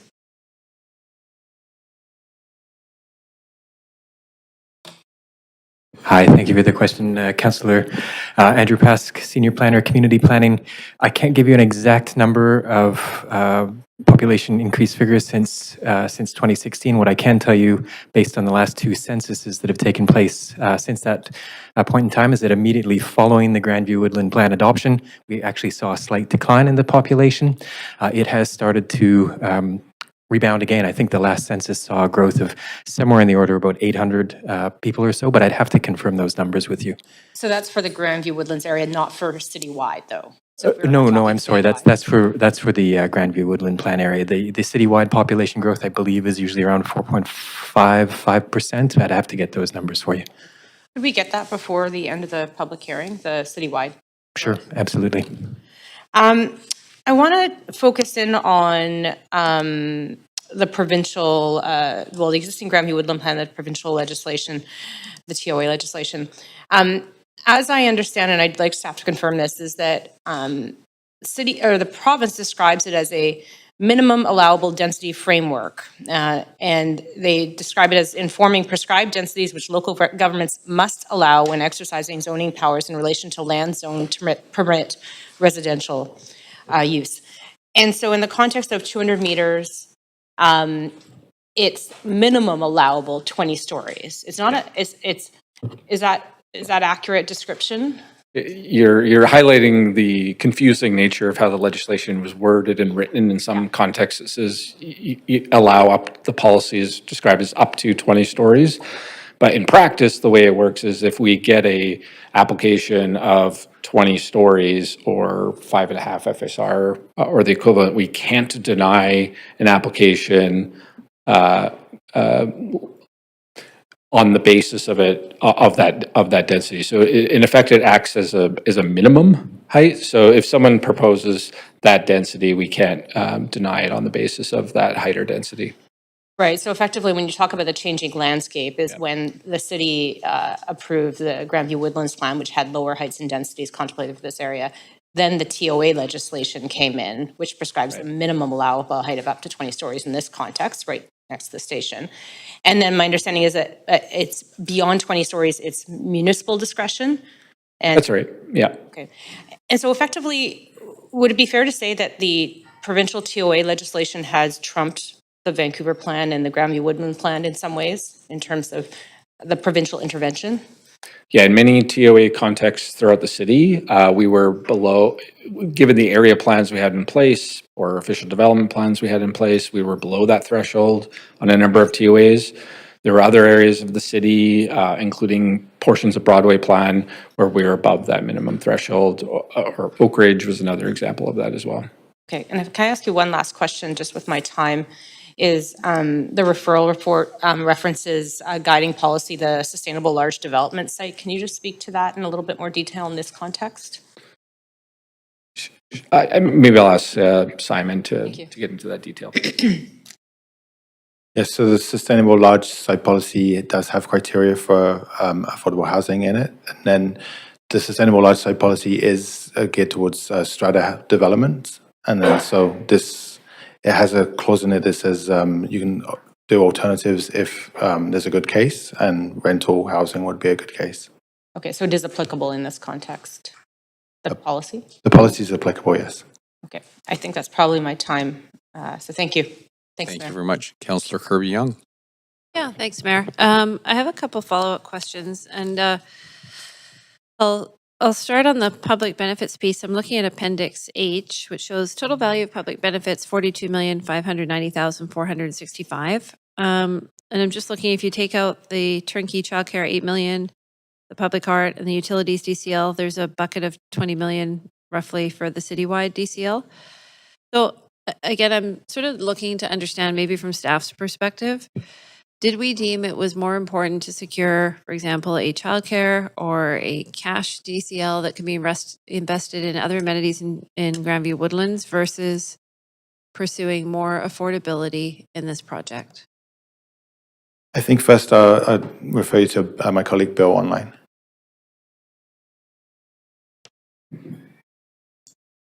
Yeah, thank you, Councillor. Yeah, so again, with this particular application, and okay, so with the rezoning, again, like the capacity for delivering additional public benefits is dictated by the land lift. The land lift, of course, is going to be the difference between the value of what's proposed versus the going inland value. The going inland value was relatively high, and so there wasn't a whole lot really to work with to begin with. About half of that was then used by the affordable housing, the below market housing that is is being provided. Again, the CMHC average is about 40% below the asking rent for new units. That took out about half of the capacity. An additional, say, 9 million was taken out to deliver the other requirements, such as the plaza and the cut, leaving about 8 million surplus as CAC. Now, again, in terms of how that was ultimately decided, basically, I believe it through a great deal of negotiation, we at staff had arrived at childcare as being the way to utilize that remaining CAC, and so Okay, so to be clear, the citywide average rents, because the average citywide is lower than a 20% might have been, for example, in the area, is a potentially deeper level of affordability, and that's around the $10 million over the covenant and the life of the building? Yes, Councillor. Okay. I want to switch to the public plaza piece, and because that's something I hear a lot of comments about over the past number of years from the community and leading up to this application, which is a difference in between what was expected and what is now contained in this plan in terms of how the public plaza has evolved. This might be a question for the applicant, potentially, and or staff, but it's the fact that it is tiered, having kind of visions of Oak Ridge and similar conversations. It's not on one level. And so a perception that the size has changed or the tiering has somehow impacted the quality or the difference. So can we speak to how has the plaza evolved and changed and why? Sure. Thank you for the question, Councillor Kirby-Young. So I can give you a thumbnail history of the plan and the sort of initial aspirations. I have a minute and a half, and I wouldn't mind if the applicant Okay. goes into. Initially with the plan, the idea was to land the plaza somewhere in the order of about 20,000 square feet. That was not stated in the plan, but it was part of the modeling assumptions that informed the planning work, part of the technical analysis that was done there. That size has not changed. What you see in the community plan are a few illustrations of how that may sit on site, whether it be centrally located or on the side. These were intended to illustrate possibilities for the plaza. The applicant chose to pursue one of those where the plaza is adjacent to the station, but also responded to the aspirations in the plan for something centrally located by opening up the rooftop area there as well. So that is elevated, but that is in addition to the plaza that is being delivered. So is the 20,000 square foot at grade plus the 12,000 square feet on the second level or elevated at the 32,000, is that more than was originally contemplated? That is in excess of what we were initially modeling on the site, yes. Okay, does the applicant have any further comments on the plaza, on that line of questioning? No, okay, I'll leave it there, thank you. Thank you very much. Councillor Joe. Yeah, thanks, Mayor. So I have some question for staff, some policy question. So again, about this 20%. So my understanding, looking at this Granville Woodland plan, that 20% is a hard, non-negotiable requirements. Is my understanding correct? It's not a guideline, it's a requirement. Can you confirm if my understanding is correct or not correct? So 20% is a hard requirement or it's a guideline? Because my understanding from looking at the Granville Woodward plan is a requirement, not a guideline. Thank you for the question. The sustainable large sites is a policy, so it's not a bylaw that we have to, say, amend through a public hearing. It is a policy that guides staff review. So it is not a requirement. It is. It's a policy that we refer to as part of our application review, but it is not a bylaw that we must meet. I see. So in other words, we could make exceptions on a case-by-case basis without changing the bylaw. Correct. And I do believe that there is language in the sustainable large sites policy that allows for alternatives, which would be reflected in this case because the project is a rental proposal rather than a strata. Okay, thanks for the clarification. Other questions about designing questions. I know there's a railway next to this building. Is there any change because of this project on the railway? My colleague Dominic online can answer that question. Okay, thanks.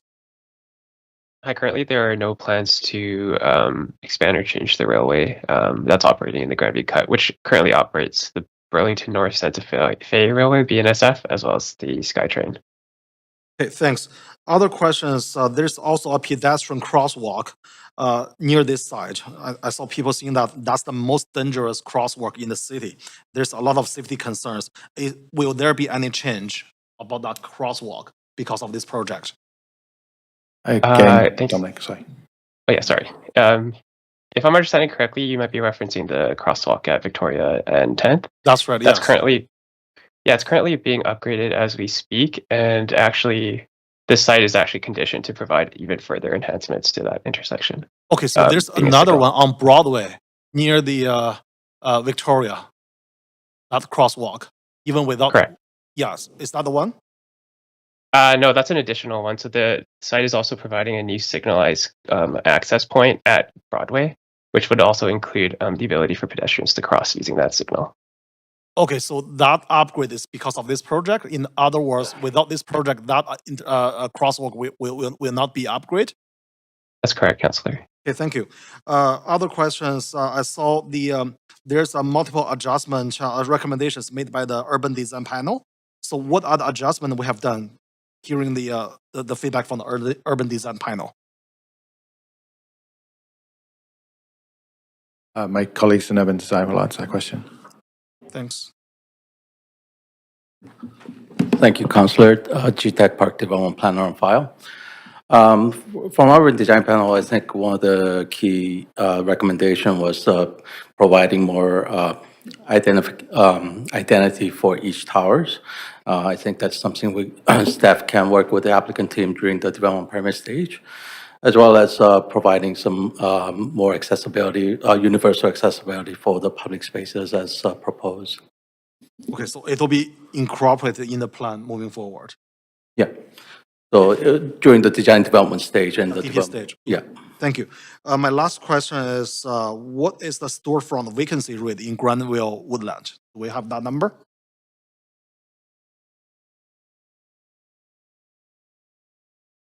My colleague Graham online may be able to answer that question. Thanks. Hi there, Graham Jones, Employment Lens, Citywide Regional. For the commercial drive BIA, we have a vacancy rate of 2024 of 4% approximately.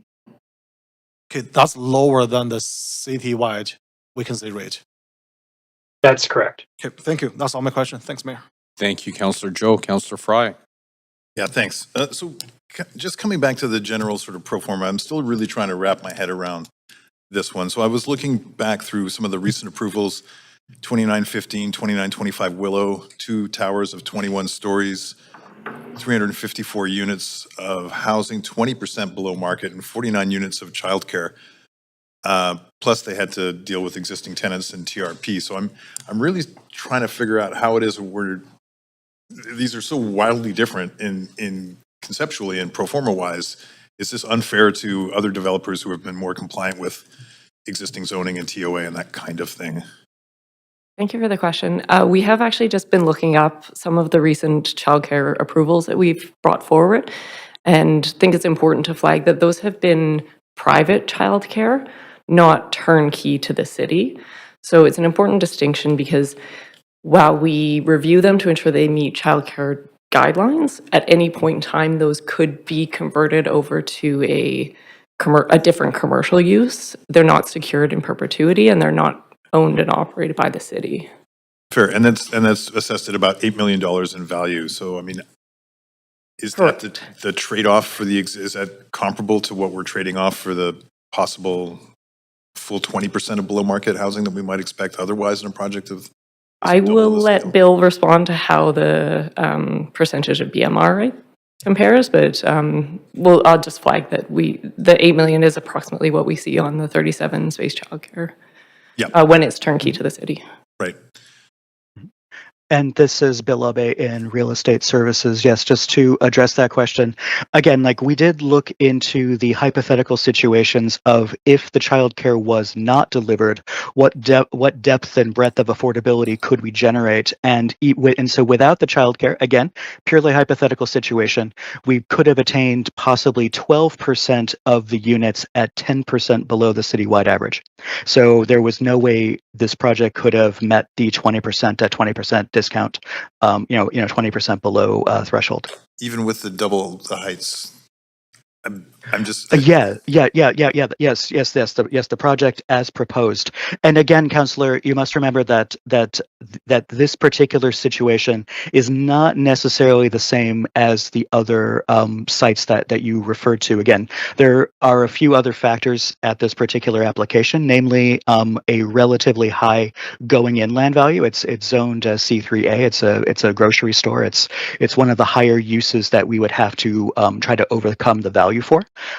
As well as the additional costs of meeting the other requirements of this particular project, specifically basically the plaza and the cut and all those other aspects. Yeah, it's interesting because I was of the understanding they owned the grocery store. But moving on, and now what did jump out at me is that there is, unlike many of these projects that we deal with, there is no waiving of the DCLs, and they're expecting to pay $32.8 million in DCL. That's correct. There's no waiving of DCLs on this project. Right. So what do we anticipate those DCLs would go towards? Or is that it just goes into the pot and we figure it out at our capital budget? Templar Director of Rezoning. So effectively, the allocation of development charges would happen through the capital planning process. So that would be allocated in accordance with that mix of either amenities or infrastructure necessary to support the capital plan growth. So citywide DCL or localized DCL? Citywide DCL and citywide UDCL would be applied to those capital plan objectives. Okay. Recently, I was intervening on public plaza space at Citygate, which was created some 30 years ago and has since become untenable because the intersection of homelessness and other issues in the vicinity of Main and Terminal made the public plaza untenable. And in my most recent visit to Broadway area, I noticed there is significant amount of encampment in the adjacent area. How do we anticipate that this public plaza stays public, and what's the SEPTED plan, and what does it look like if it can't be kept as a public plaza? Thank you for the question, Councillor Fry. So part of the requirements that we are setting up for the applicant on this proposal, and specifically related to the plaza, is the development of a stewardship plan that will set out goals and objectives related to the management, the maintenance, and the programming of the site. One of the things that the applicant noted earlier in their remarks is the intention to really do a lot of community-led program to keep this space animated, to deliver. Sorry, we're at time. Oh, Sorry. okay. Councillor Meisner? Yeah, thanks. Thanks very much, Mayor. Councillor Fry kind of touched on something I was going to ask about, but I just wanted to get clarification from staff. I was looking at the 2021 application, noting that at that time there was 93 below market units, but less units overall. It says representing 12% of the total residential floor area and 18% of the total rental residential floor area. So that was in 2021. Now we're looking at 10%. I'm just wondering why that changed. What accounts for that? So the 2021 version didn't have the turnkey childcare in it, but for the financial stuff, Bill was probably the best person to speak to.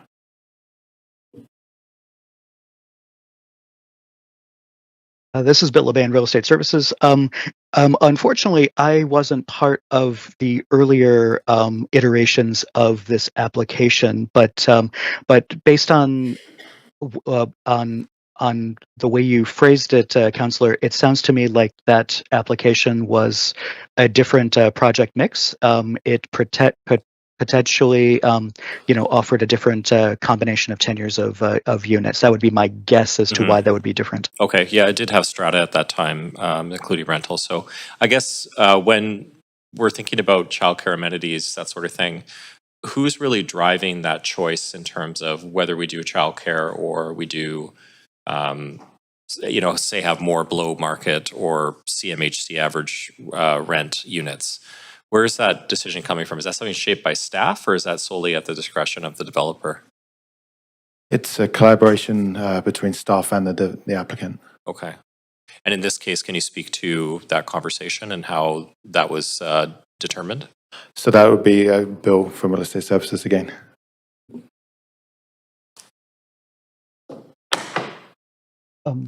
Yeah. Oh, sorry. Yeah, again, in basically the allocation of the public benefits from CAC, again, we go through a process internally, and again, we refer back to policy and other council priorities. So we would convene, the general managers and directors, and collectively, we would determine where we would want to allocate those resources, and then negotiate that with the applicant. And so that, to my knowledge, is the process that we went through here. Okay, thank you. My other question was following up on Councillor Joe's question. I think it was around transportation improvements, and I wasn't quite clear on the response from staff. Is there going to be an upgrade to, I guess, where Broadway meets Grandview Highway? There's like a bike crossing that goes across Broadway there. It's quite dangerous. I can speak from experience. It's not signalized. Is there going to be an upgrade to that as part of this development? And if you need more information on what I'm talking about, happy to elaborate. That's fine. Dominic, my colleague in engineering, will answer that question. Yeah, thanks, Councillor, for the question. So with the access requirement for this site at Broadway, basically the design will take the opportunity to combine some of the active transportation crossings with the new signal that's being proposed by this site. Okay. And required for the access. And just so I'm clear, the new signal is at Broadway and Grandview, or whereabouts is it exactly? It's mid-block between Victoria and Commercial Drive. Okay, so that's about in that same area. Great, thank you. That's it for me. Great, thank you very much. Councillor Clausen. Thanks very much, Mayor. I'm going to just focus on my questions on the applicant and also the landowner. So if I could have Crombie REIT and also Westbank just come to the podium, and you guys can figure out how to answer these questions. So just my first question to Crombie REIT, if you want to come to the podium, thanks, is just as a longtime landowner, Crombie REIT, just want to make sure that the long-term intentions for the site to include to retain ownership and manage the property, or if this is a case of you might wanting to sell it after this the rezoning is completed. Yeah, the property's not for sale. Our focus right now has been on the entitlement, and we've been working alongside Westbank and staff to sort of resolve and work through some of the rezoning and entitlement. So that's been our focus. So I'm going to, I think all of us would really acknowledge the fact that Commercial Drive has a very distinct identity, and this is a significant gateway for the city. So how does Crombie and this application intend to ensure the commercial and public spaces here reflect the unique character of Grandview Woodland rather than replicate generic retail formats we see elsewhere? I can take that. Yeah. And as I mentioned, we'll be conducting extensive public engagement work to make sure we hear from the community and what their needs are. And we're just at rezoning stage right now, and our development permit will have to do extensive work with our architect and our landscape architect to make sure we bring that culture and that character to the plaza as best as we can. Thanks very much. And so will the retail spaces prioritize local businesses, social enterprises, or nonprofits, or are we just going to see a mix of sort of national chain tenants by and large? They're designed as smaller retail spaces, and those normally and generally attract local businesses. Okay. So I know that this project's been around for a very long time, and I know that there's been quite a long community engagement process that's got us to this point right now. I'd just kind of like, maybe if you don't mind, review a little bit of some of the changes that have been made to this project do you think reflect some of that community engagement? Thanks for the question. As you mentioned, it's been a very long time, and we've engaged with the community, with a lot of people across the city. The addition of daycare was one thing we heard from the community and from the city staff that's desired. The extension of the plaza, the 12,000 square feet that Andrew mentioned, that's something that we also heard from staff that's a priority, and we added. And then the additional rental housing that we've added, and we made the entire project rental, basically. Okay. Just with regards to the plaza, I know there's been a few questions about it. How is it going to, do you think, and maybe the staff may have some comments on this as well, kind of marry with the transit station, which is obviously a very busy place. You got the tracks overhead. I'm trying to visualize it a little bit. I haven't seen any renderings that kind of show me what it looks like going west. Again, we'll have to do extensive design work still at our DPS stage, but we see the space to be fully activated during the day and early hours of night. And there is an option of maybe connecting to the station if that's feasible and that's desired, and through our work that we do with the city. But there's a lot of work that we're hoping to do at our DPS stage, and there's a lot of design that will be involved. Okay. Just sort of, again, sort of final thoughts about that public space or publicly accessible space. Any sort of thoughts going forward about how it will remain safe and inviting for all users, including families that want to be in that public space? That's right beside the station. It's already a very public area, and we're bringing over 2,000 people to this neighborhood, to the site. So that's a lot of eyes and a lot of people that will be there. The space will follow SEPTED guidelines, and will be a space that's designed for the community. And because this is also right beside our project, we'll have to make sure this is maintained and secure for everybody's use. Okay. Is it possible that that plaza space would be available before the final completion of the project, or would the whole thing be hoarded out? Or is it possible that that plaza might be available? You've got 10 seconds, a little bit before all the towers are completed? That is possible. Okay, great. Thanks very much. Thank you very much. Councillor Bly. Thanks very much. I just want to clarify, sorry to make you sit, questions for the applicant again. I think that what we're, tasked with in understanding, and I understand this is a rezoning, but it's our only chance to really talk about how the applicant yourselves will earnestly learn from other lessons in other developments where plazas have not been that successful and have actually been a real pain point in major transformational developments for a community. So it's in earnest, these questions are coming because this is the reactive conversation we often have down the road.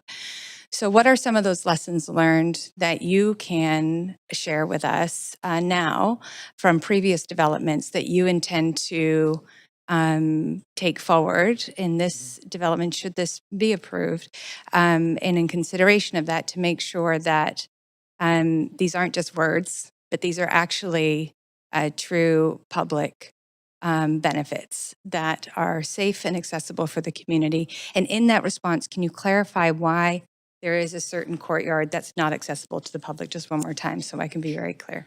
Thanks for the question. Like I mentioned previously, this is a plaza that will have a lot of people come in to it. It's right beside the transit station. And from the past, what we've learned, if a plaza is maintained and is well programmed and well used, that will continue to grow and be used by the community and embraced by the community. And we have every faith that the organizations within the neighborhood, culture, and others will come in and program this space. That's what we want them to do, and make sure that the whole space is used and activated. Okay, and will it be part of your plan to maintain, to invest in Yes. funding, Yes. operating, security, maintenance, beautification, lighting, engagement? That's part of our commitment, and that's also required by the city, and we're fully committed. Like, we own and operate many projects, as you may know, across the city, and many of those have public spaces. I know. And we make sure that we maintain them, and they're fully used and well loved by the community where they're placed. Okay, and just one more on the courtyard. What's the rationalization for locking off part of the courtyard? Peter probably can speak to that as well, but this is we're bringing 1,000 units to the project, and those will require to have exterior spaces as well, as green spaces. And part of it we've set aside for the as an amenity for the people living in this space. But I think a larger space, actually, the majority of the space is going to be available and publicly accessible. Okay. Okay. I'll hold my other questions for staff after speakers. Thank you. Thank you. Councillor Dominato. Thanks, Mayor. I'm going to follow up a couple of questions. If I could, sorry, you sat down. I wanted to address a couple of questions to the applicant, and then I have a question for staff, and I'm trying to fit this in my 5 minutes. So if I could have the applicants back up.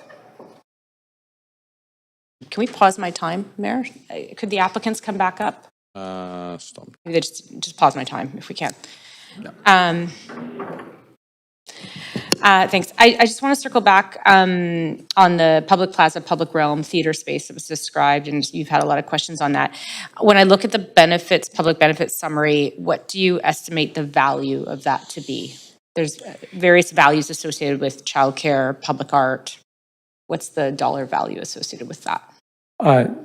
The plaza specifically was valued at over $5 million, I think $4.5 or $5 million by real estate. I think staff can speak to that. We think it will be much higher, but that's what the staff valued it as. And that includes the theater space and all of the infrastructure that was described. That's right. As well. And then if you were to, and I think I heard you say that the below market units is valued at 30 million? Over $30 million. Over 30 million. And what would you value the investment in sustainable buildings construction, which I know there's a lot of pride in that, but what is that valued at? It's quite a bit. I can't quantify it right now, but it would be a substantial number. Okay, maybe that could be submitted prior to the end of the public hearing. I'm going to turn my questions back to staff. You're off the hook, thanks. I'm just curious in the context of the affordability questions that have been raised by the public, and I know we're going to hear it from speakers soon. Have we had other projects come into council that have included 10% or less or no affordability in terms of inclusionary zoning? Can you comment on that? Because I'm hearing from the building community that things aren't penciling out in the context of trying to do inclusionary zoning. But I am curious, is this precedent setting? Is this the first time we've seen something of this scale that includes 10%, or we had others that don't include any affordability? I'm just curious if you could comment on the broader landscape that we're working within. Yes, we have. I would suggest probably the most like and similar to this application would be a rezoning relatively recently at 130 West Broadway around Columbia Street. That was a very similar application in that it provided 37 childcare spaces, public turnkey to the city, as well as the POPs. That was an approximately 500 unit application. And again, similarly, there are other areas, especially within East Vancouver. We have a 20% policy, but based on the project viability, the land lift, we have relaxed that in certain instances. But I would suggest that that application I spoke to is most like and similar, and that is a Broadway plan application. And does that vary depending on where the proposed development is in the city? Do you see variance? Yeah, so part of the land lift exercise has to do with different pro forma inputs. One of those is the rent level, and we have varying rent levels across the geography of Vancouver. Typically, East Vancouver's doesn't command the same rents, for example, compared to like Kitsilano or a neighborhood like that. Okay, so we do see a difference in the market in terms of, if I'm renting a space in Kitsilano versus in Granby Woodlands, or. And I'll just to clarify as well, that 130 West Broadway application I referenced had 0 below market rental units. Okay. Thanks for that. I think I'll leave it there because I'm interested in hearing from speakers this evening. And thank you. Thanks, Mayor. Thank you very much. Lots of questions. Okay. So this is the second call for speakers. If there are any speakers for this item who wish to speak to council, please call toll free at 1-833-353-8610, followed by participant code 106-1445 # before the close of the speakers list. The phone number will be posted on X and made available on the live stream. We're now going to hear from the public. Any registered speakers in the council chamber, please come forward to the podium when your name is called. Speakers will have 5 minutes to make their comments and should limit their comments to the merits of the report being considered. Now, I do want to be very respectful and just add a couple other notes here. We do have a lot of speakers and we want to get through as many as possible because a lot of people have really passionate about this and they've signed up and they want to be heard. So I will mention a couple of things. Members of the public are reminded that in accordance with the procedure bylaw, attendees must not applaud. I know it sounds weird, but it's a thing. Interrupt the proceedings or engage in improper conduct. This includes using defamatory language and disparaging the competence or motivations of our team members. I also remind all the speakers to please keep comments focused on the merits of the report under consideration. Like I said, we do have a lot of people that want to get through this and be heard, and we want to respect their time as well. So with that, our first speaker is Taylor Westermark Curran. Hey there, my name's Taylor Curran. I'm a resident of Vancouver and I'm here to speak in support of this project. I do not work in real estate, development, or construction. I don't own any real estate in Vancouver. I rent a one-bedroom with my partner in Fairview. My family lived in Grandview Woodlands at 1952 Lakewood from 1993 to 1997. Some of my earliest memories are playing in Garden Park, just a couple blocks away from our house there. And on weekends, sometimes my mom would take me down to grab a coffee at Cafe du Soleil. My parents bought their home there for $350,000 in 1993 on a middle-class income. Today, that house is valued at more than $1.5 million. You would need a household income of $350,000 and a down payment of $300,000 just to afford that home today. If we want middle-income households like my parents were to be able to live in Grandview Woodlands today, we need to build the kind of homes that they can actually afford. That's rental housing today. And that's exactly what this project is going to deliver. I hear a lot tonight about the costs of new housing on residents, noise, traffic, shadows, changes in neighborhood character. But I want to focus in on the costs of blocking new housing. They're harder to see, but they're just as real. If this project doesn't go ahead, there's dozens of children who won't be able to access childcare. Their families might have to drive further away to access it. One of the parents might have to stay home and not work. That's a real impact on those families. There's thousands of households that would have to live further away, maybe not in the neighborhood, maybe not in Vancouver, and have to commute in. And some of the costs are even harder to quantify, but I don't think they're any less important. How many cherished local businesses like Cafe du Soleil have closed in recent years that might still be open if there was 2,000 more residents that lived in this neighborhood within walking distance? How many new businesses might never be opened or might open somewhere else in the region without these customers or the retail spaces that a project like this is going to bring? How many extra hours would the would-be residents of this project spend commuting from further away to their jobs in Vancouver rather than spending time with friends and family? How many workers in the future are going to spend their lunches indoor at their desk instead of in this public plaza that this project will include? How many friends are never going to meet because they won't even be able to live in the same neighborhood? How many prospective members of local community groups won't be able to join those because they'll be living elsewhere?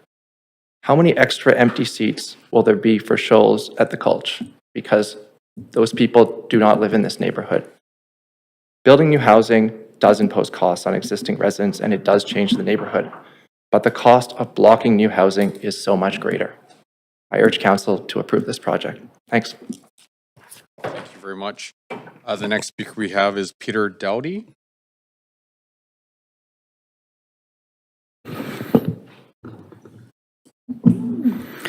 Hello, Council. My name is Peter Dowdy. I'm a resident of Vancouver, a member of the Vancouver Area Neighbors Association, and I too miss Café du Soleil. I'm here to speak in support of this proposal. On December 11th, 1985, a commercial Broadway station opened, and somebody traveling from, say, New Westminster to downtown Vancouver at that time, pulling into the station would have seen a large parking lot next to the SkyTrain station. Over the next 39 years, as SkyTrain extended to Surrey, Richmond, through Burnaby into Port Moody and Coquitlam, that parking lot has persisted. It doesn't make a lot of sense, and there have been multiple attempts to turn it into something else, starting with perhaps the the Grandview Woodland Transit Plaza proposal. Then renowned architect Bing Tom tried to create an innovative design there that seemed like such a sure thing that urban YVR reporter Peter Meisner wrote in 2017 that it was imminent. Sadly, it wasn't. In 2019, a proposal to build something there was repeatedly sent back by staff until it died. We're now reviewing what's at least the fourth proposal to build something here. And these delays are really inexplicable. Vancouver is in a housing crisis, and it's been in a housing crisis for most, if not all, of the life of this parking lot, which is around the age of the median Canadian. It's seen 7 prime ministers. And when you think about what could have been here, this could have been a cherished, older, affordable residential building that at this point would have provided thousands of people with homes for decades. It instead is a missed opportunity. When you think about all of the people who could have come to Vancouver to start their lives, or who could have started families, or who could have just shortened their commutes, it's abundantly clear that none of the concessions that these 39 years of delay have made it possible to extract from the developers have been worth it. None of them have been worth the decades of people's lives that have been deferred while we've debated endlessly whether or not we should build anything bigger than a private parking lot near the single busiest SkyTrain station in Metro Vancouver. Even if this is approved tonight, it's likely that the Broadway subway line will finish before this starts, and the Safeway parking lot will outlive yet another SkyTrain station. But I think that council will have the opportunity to do the right thing here tonight and approve this project finally, and take a stand against Vancouver's housing crisis and take a stand for people's futures. Thank you. Great, thank you very much. The next speaker we have is Riley Wood.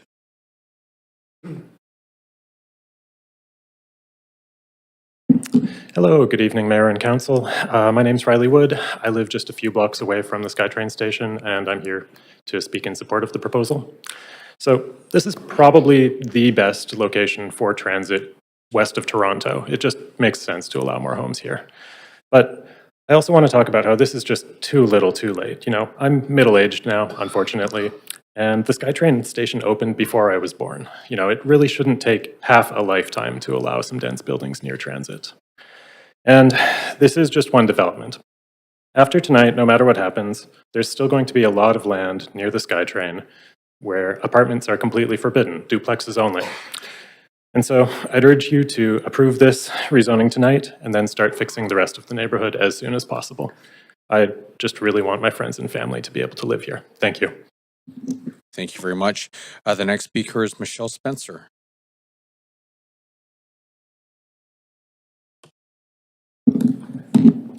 Good evening, Mayor and Council. My name is Michelle Spencer. I am a resident of Vancouver, and I'm speaking in favor of this rezoning.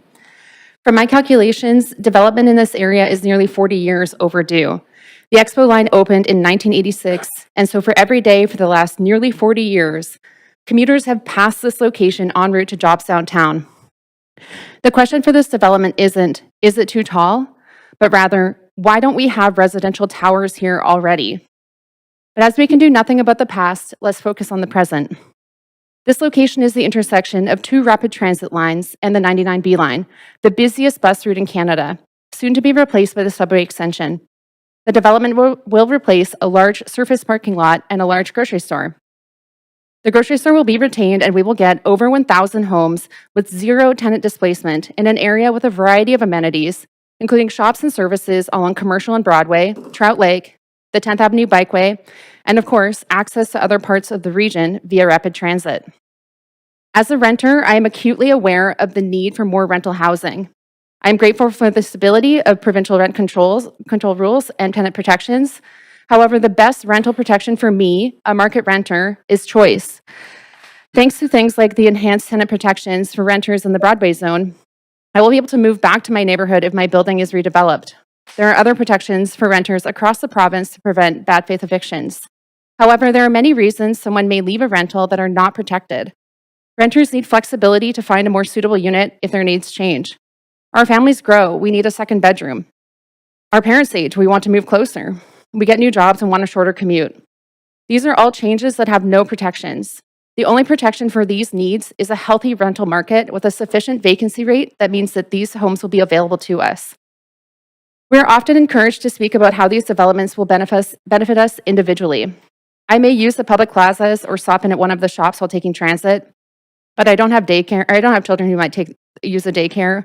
I won't qualify for one of the lower cost rental units. I may never live in these rental towers. But ultimately, every new rental tower offers competition to my landlords.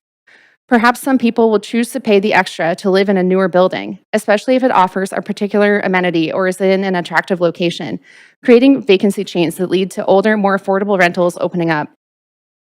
Finally, I'm exhausted by the discussion of luxury rentals. Luxury implies the use of resources without constraint to the point of excess.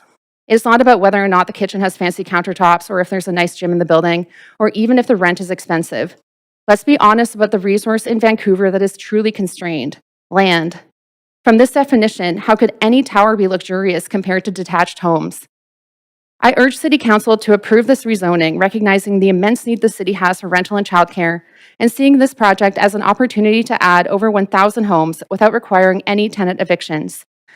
Renters deserve to live in vibrant neighborhoods such as the Drive, and large-scale mixed-use buildings right next to 2 transit lines are long overdue. Thank you. Great, thank you very much. The next speaker is Blair Redlin. Blair?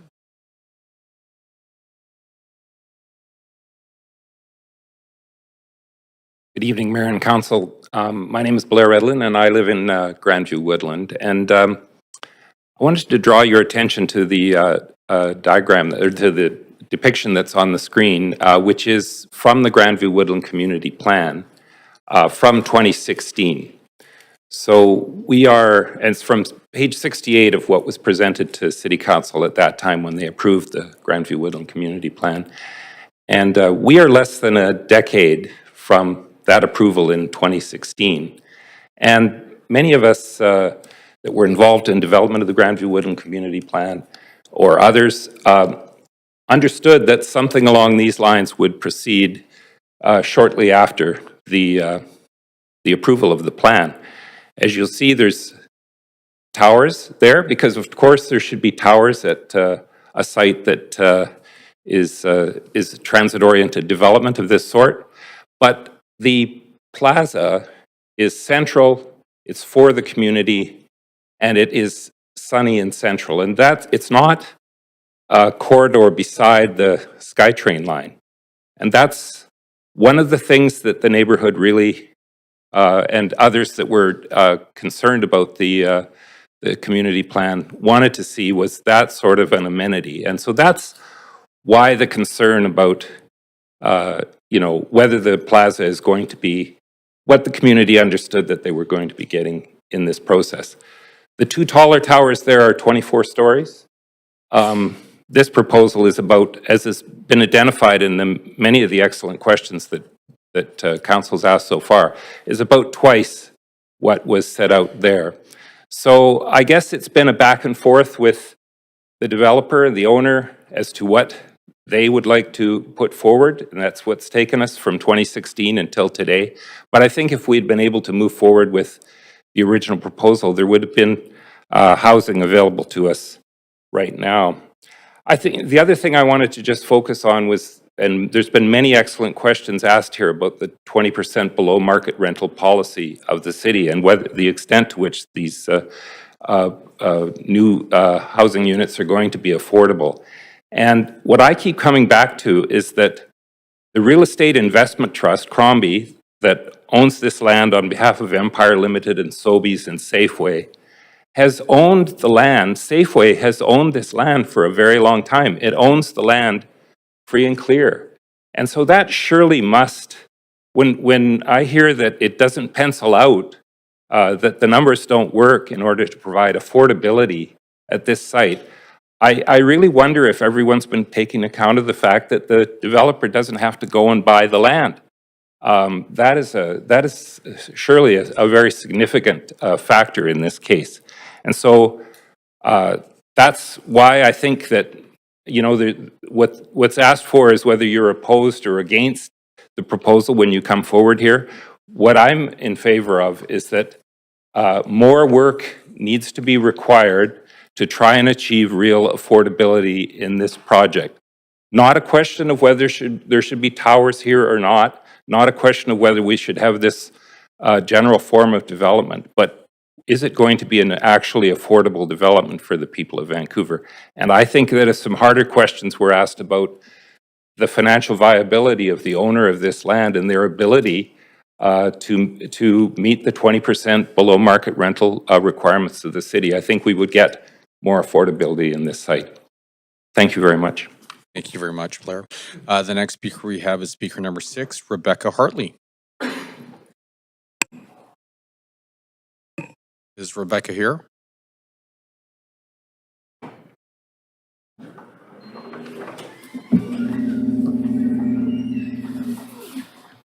Hello.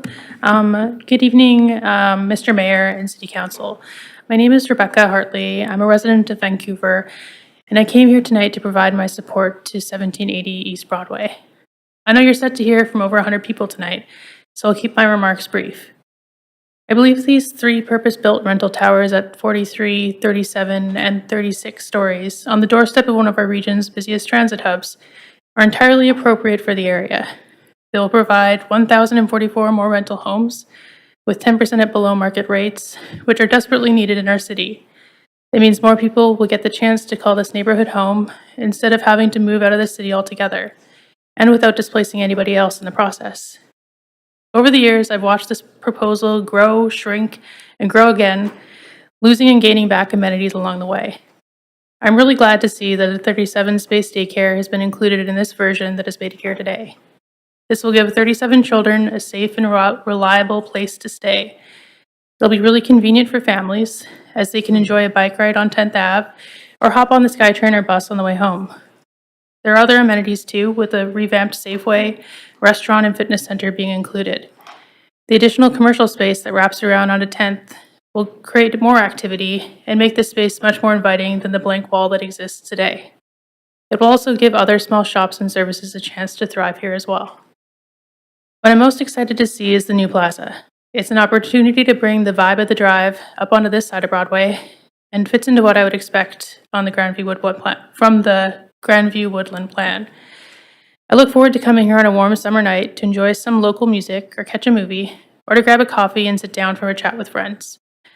For all these reasons, I hope you join me in my support for this long-awaited proposal tonight. Thanks. Thank you very much. The next speaker is Devin Hussick.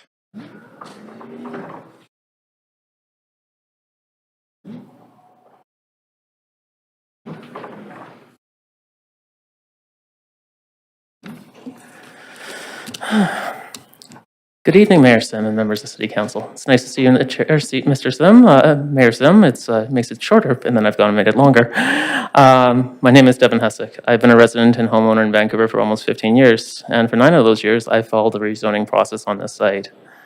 I was sick the night it was first revealed at Federico's Supper Club in 2016, but my fiance was there, and she took some pictures for me.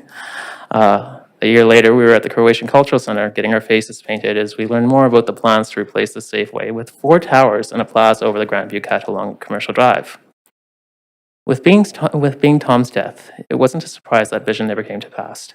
And I was given my own brush with mortality when I discovered a tumor in my neck in 2018. Shortly after, it was removed and a new version of this development was brought forward. It was a more simple beauty, by a new architectural team, which created more public space by removing one of the towers in exchange for increasing the height of the remaining 3 buildings. I thought that was a good trade, and it really impressed me that the development team donated the design of the previous plaza over the cut to the city at no cost. The new 20,000 square foot on-site plaza was obviously better though. And at the time, I eagerly looked forward to watching movies and various events there with my friends. Then 2020 happened. And like so many, I wasn't spared, as I buried my parents in the months that followed. I'd rather forget about that chaos that engulfed our lives during that time, so I understand why the application for this site needed to change as well.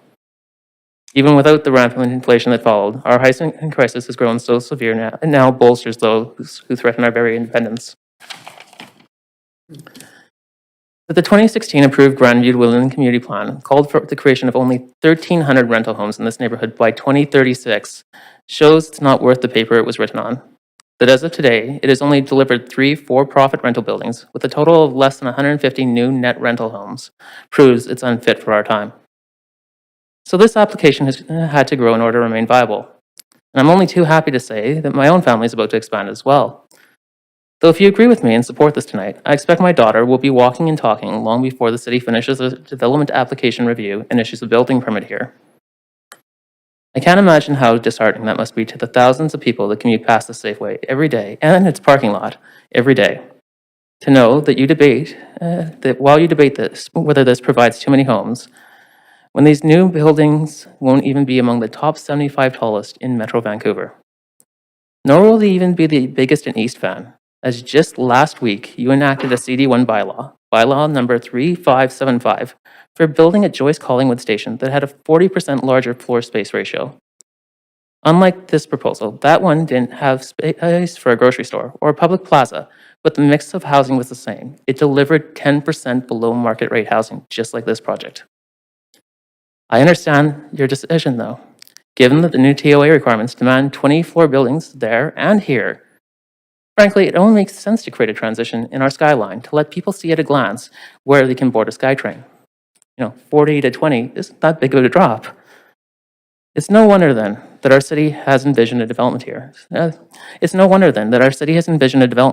Since the Transit Village Plan that originally called for development on the site was approved all the way back in 2006. Almost 20 years ago, we've been talking about doing something here.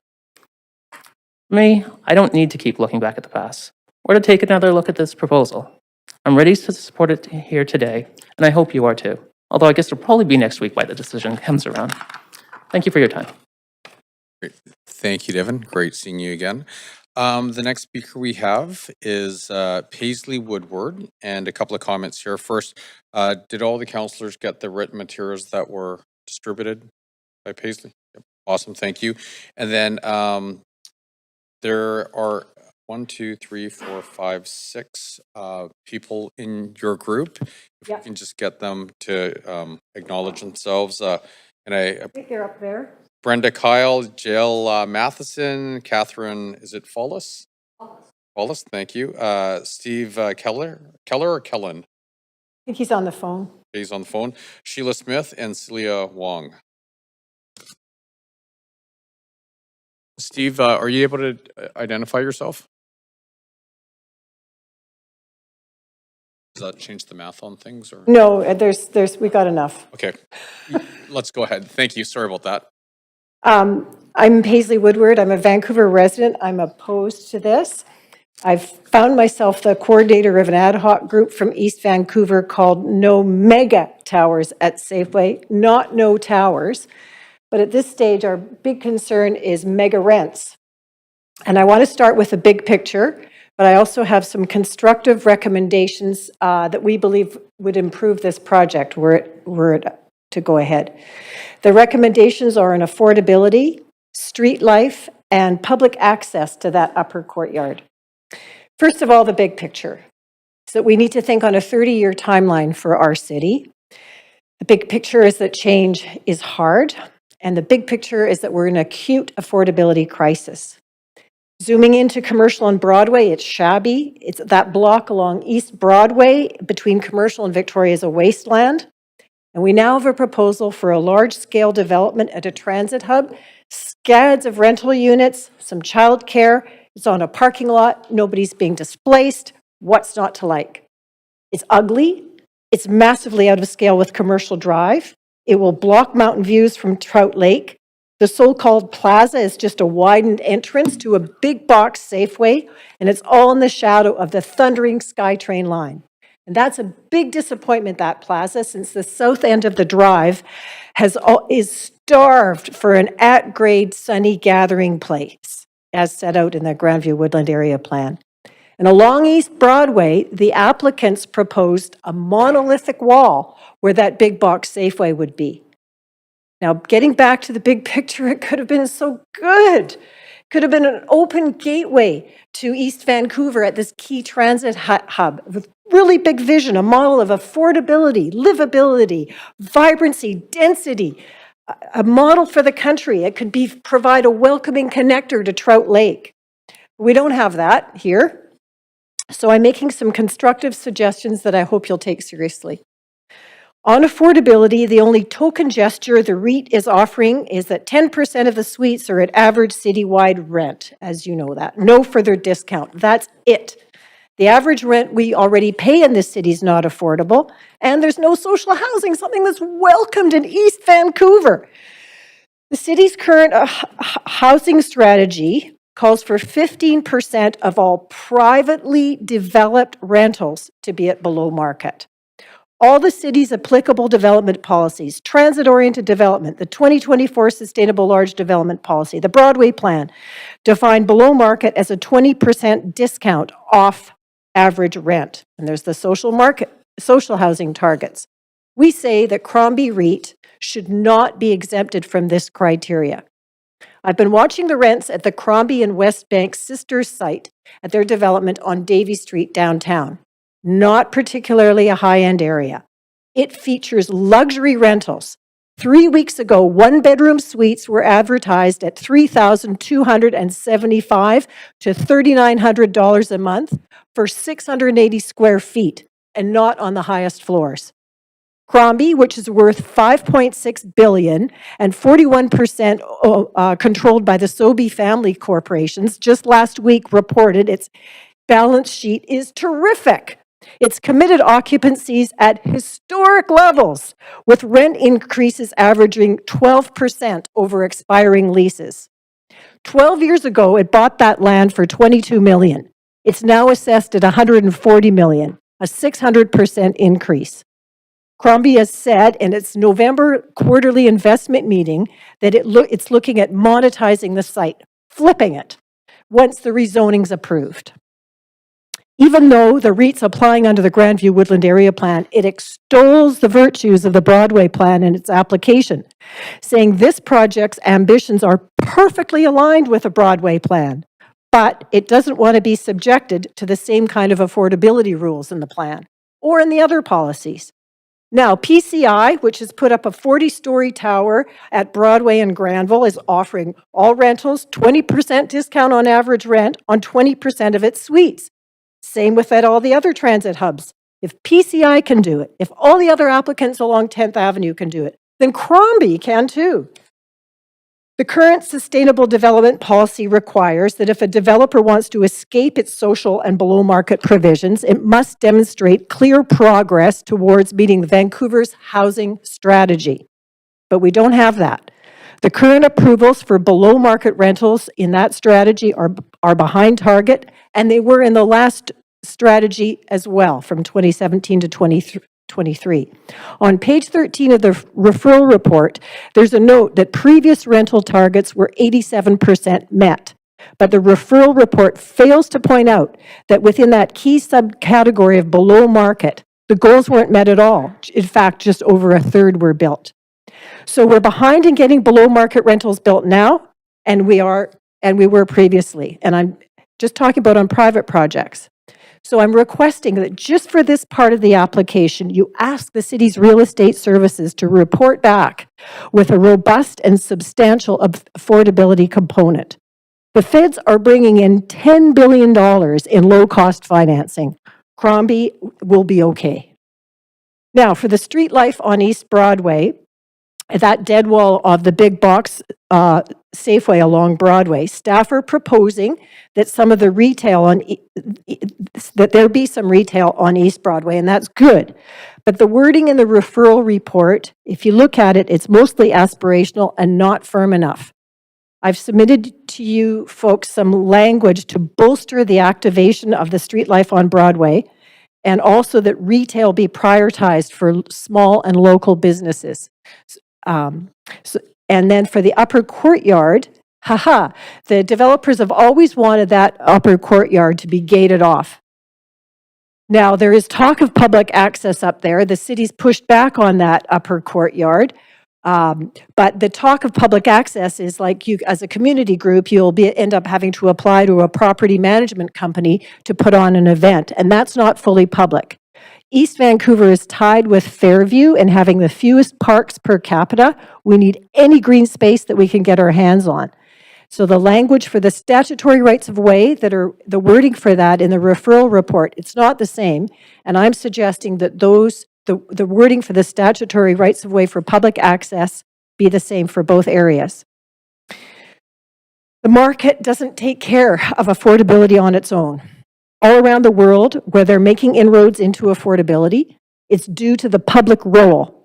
And I urge you to use your powers to make that happen. Thank you. Great, thank you very much for coming. Sorry. I know.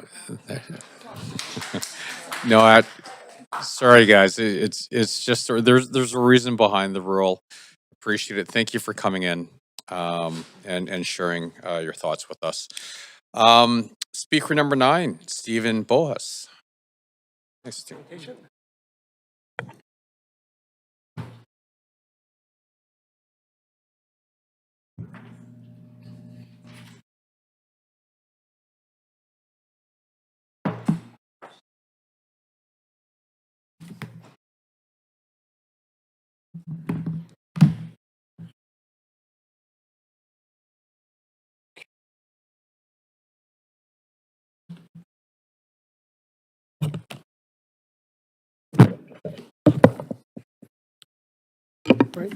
Good evening, Mayor and Council. My name's Stephen Boas. I live in Grandview Woodland. I'm a renter, and I'm opposed to this project. What you see here is a massing model rendering that I did on my own. I have the computer model here, in case anyone wants to look at it, but that shows the height and scale from Trout Lake of the proposal. Next slide. This is a comparison of a photo taken from, that's the spot with the tower. Next slide. This is the massing model shown in a Google Earth context, and you can really see the difference of scale of the surrounding neighborhood of, including 6-story buildings, and of what's being proposed in this rezoning application. The approval of the requested height and density would fuel rampant land lift and speculation in the immediate area, and it also makes for very, very expensive construction. Next slide. This is a 3-story walk-up on the same block, actually on the other side of the street. And there's apparently a consideration for a non-compliant rezoning on this site. And it'd be good to know what's being contemplated here. Tenants would be at a greater risk of displacement if this were to go ahead. Council revoked the pace of change policy for the Grandview Community Plan last year. Next slide. What kind of housing do we want? Well, here's a good example of housing that's right there at 11th and Victoria, approved in 2011, 136 units. It's got a heritage revitalization agreement. They preserved a large tree. And this is actually the kind of housing that I would like to see built more of it. Next slide. At the public open house last year, you could see that the presentation slides clearly stated below market rental, not at average market rental, but that's what we were sold on. 104 units with 52 units apiece on towers B and C. You can even see that in the report that's included on Shape Your City. So this is not meeting that criteria of below market rental, and as a renter, I find that unacceptable. There are a lot of other issues that make this construction very, very expensive, like the two little mini bridges going mid-span to an existing bridge across the cut on Broadway, like putting stairs under a tower near the SkyTrain station. Even this quote plaza is if you go on the other side of the station, there's a laneway there, and I would see that's the kind of activation you would see in terms of the number of people using a space because people enter the station at either ends. Next slide. Here's the context again. Next slide. This is what you were shown in 2016. And this, I don't think it looks like 5.7 FSR, but it's what staff presented back then when the plan was passed. Next slide. Before that, there was a citizens assembly, and the CA took part in a multi-year process to develop the community plan. Started way back with the emerging directions, and a lot of people took part in that consultation. Next slide. Very clearly, the CA, Community Assembly, said, Citizens Assembly said 12 stories maximum with the height near the cut. Staff overwrote that. They said they're going to do their own plan, 12 to 24 stories, 5.7 FSR, and so on. So this is not in line with what the Citizens Assembly wanted and not what the community wanted. Next slide, please. A lot of people in the public consultation. I was there at this roundtable. A lot of hope in that room. Next slide. This is not what the public was being presented, but that's what we're seeing right now. Next slide. And the plan does clearly states maximums in floor plate sizes, which is be exceeded here. So planning staff are not even following their own plan that they impose on the community. Next slide. There are a whole bunch of other policies in terms of heights and so on, and those are not being followed either. Go through the planning staff's own community plan. And there's a very serious issue here that the plan is imposed and it's not followed. Next slide. And still further sections of the plan that are not being followed. So in closing, I think this needs a rework. This is not what the community wanted. There are no below market rentals, contrary to what staff claim there will be. Next slide. And that's not even close to what's being proposed. Thank you. Thank you very much. Right on 5 minutes, Stephen. Thank you. The next speaker is Connor Murphy.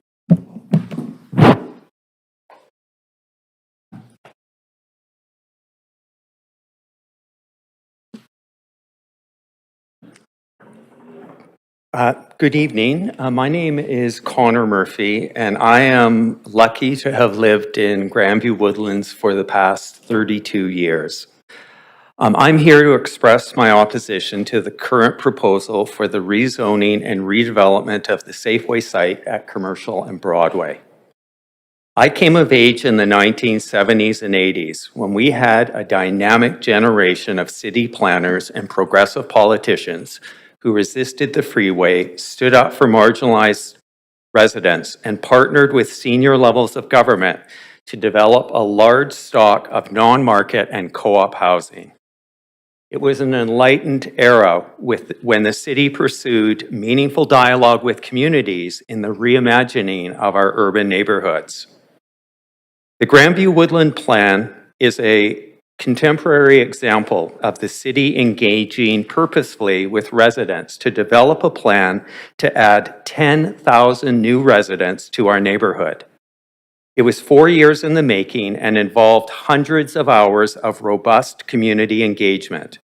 It produced an extraordinary 250-page document that is grounded in preserving the health and wellness of our community with a focus on affordability, sustainability, and densification.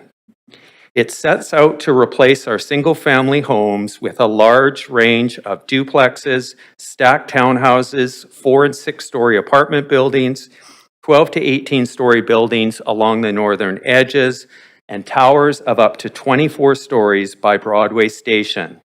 This plan was adopted by City Council in this chamber in 2016. In retrospect, it now seems the city staff never had any intention of implementing this plan. Over the past decade, they've encouraged development projects that are completely out of scale with neighborhoods and that threaten their vibrancy and affordability. They've adopted a top-down approach that largely disregards input from local communities. They promote a misguided supply-side trickle-down free market model to address the housing crisis.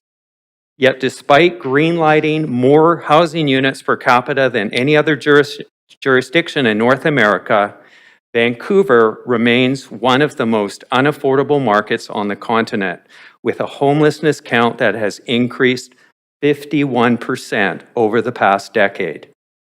Our policymakers seem captured by developers. Today, the senior planners are asking council to consider the Crombie West Bank proposal, which is part of this failing model. The development features 3 massive towers that grossly exceed the Grandview Woodland plan by between 54 and 83%. It calls for the construction of over 1,000 apartments with 0% offered at rents below citywide market rents, and most egregiously, not a single unit for low-income residents. It should be noted that 2/3 of the residents in Grandview Woodlands are renters, most of whom live in modest, low-rise apartments offering some semblance of affordability. This cohort is not affluent. Their median household income is about $40,000, 50% lower than the citywide average. 23% of these folks live below the poverty line. Should council approve this proposal, the largest landlord in our neighborhood will be a publicly traded $5 billion corporation serving the interests of shareholders rather than the needs of local residents. These soaring towers will serve as corporate totems. It will put in peril what visionary and author Jane Jacobs describes as the living ecosystem of a community. The new Grandview Woodland will no longer offer affordable spaces for emerging artists, Indigenous storytellers, queer activists, students, seniors, and working class rebels, the very people who shape and define our spirited local community.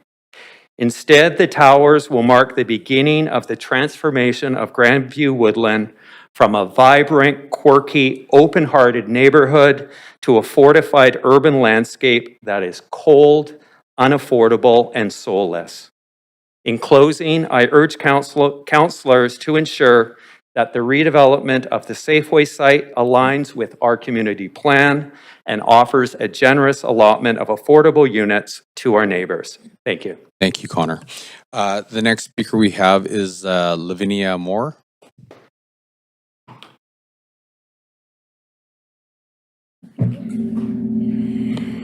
Thank you, Mayor Sim and Council.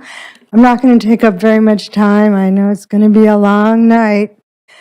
My name is Lavinia Moore, and I've lived in Vancouver in Grandview since 1975. I'd like to say that I'm in favor of affordable housing at this location. I'm in favor of substantial density at this location. It's a precious location in Vancouver, being the transit hub that it is. But I'm against this current proposal because I think that it will not do much, it will not do enough to address the current housing affordability crisis. It looks like it's going to be a high rent development. I don't know if luxury is the right word, but we could probably agree on high rent. The plan of the developers is to offer, as I understand it, 90% of the building above average market rents. It'll be out of reach for people who can afford even average rents in Vancouver, which are already too high, as we know. I think the previous speaker has referred to the fact that a lot of people in that neighborhood are lower income. Many people in Vancouver struggle with finding a place that they can live, and many of them are substandard. As we know, people are forced to spend $1,000 a month to share a room in a house with 4 or 5 other people and 1 kitchen and maybe 2 bathrooms if they're lucky. This is the shape of the housing crisis in Vancouver. This development is unlikely to make much difference. It's not appropriate to put in a high-rent, tall building where people who really need transit, which are low-income people, should be accommodated. If we were to approve this proposal for Vancouver, if you do, I think we would be missing a precious opportunity to increase affordable housing as per city policy. This is not the development that Vancouver needs in one of its prime public transit locations. And I would urge the council to show courage, imagination, and leadership to seek a better deal for Vancouver's people from one of Canada's largest developers. Thank you for your attention. Thank you, Lavinia. The next speaker we have is Rhiannon Fox.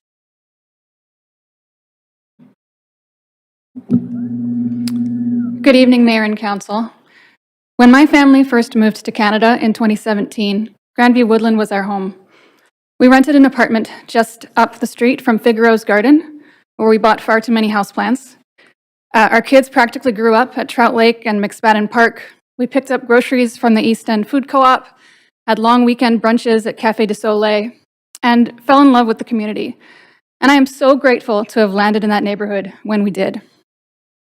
Some of those businesses that I mentioned are gone now, and I can't help but wonder if 2,000 more customers living nearby might have helped them survive. This is already a vibrant neighborhood, but more neighbors can mean more stability for the businesses and institutions that give it its character. My family was eventually priced out of Grandview Woodland and now live in Hastings Sunrise.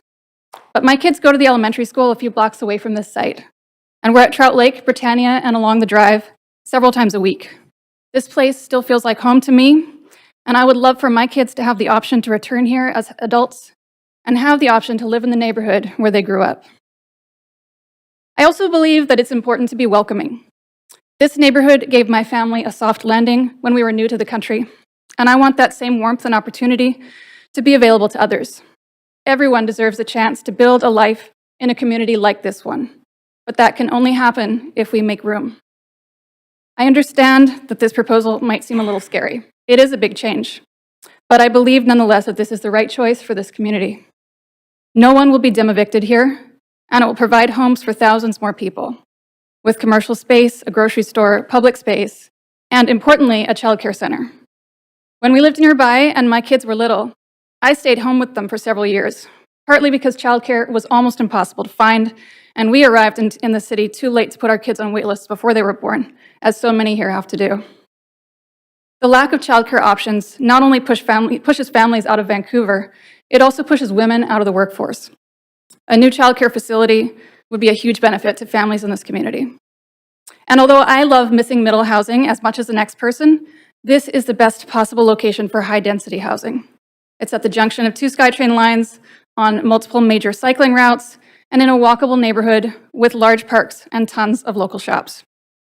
It's been really discouraging to watch years of opposition to any development on this site. That resistance has helped delay badly needed housing while the crisis has deepened. The best time to approve housing on this site was years ago, but the second best time is now. Thank you. Thank you very much. The next speaker we have is Matthew Grenert. Matthew here? Oh, is he on the line?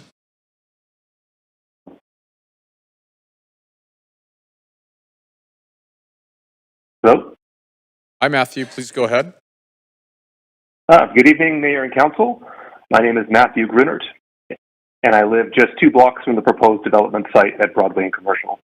I'm here to voice my strong support for this project. My fiance and I bought a newly built half duplex at 10th and Woodland 2 years ago, and we made a significant personal and financial commitment to this neighborhood because we believed in its future. We love our neighborhood and believe in its potential, but we're deeply disheartened by what we see daily. Open drug use, human waste on sidewalks, regular ambulance and emergency services presence, and a general sense of lawlessness. Frankly, it's become unlivable, and we're now planning to sell our home and leave within the next year. And yet, this location is one of the most important transit hubs in Vancouver, serviced by SkyTrain lines and targeted by future investment. Broadway is a corridor of growth. It should not be one of the most uninviting corners in the city. The proposed development replaces an outdated Safeway with something far more valuable: housing, both market and below market rental, daycare spots, a modern grocery store, and a commercial space that will elevate the tone and function of this area. This is exactly the kind of mixed-use, transit-oriented development the city needs. I understand that some residents are opposed to the scale of the project, but we can't call for affordability while blocking the very developments that would help us achieve it. Affordability is ultimately a question of supply.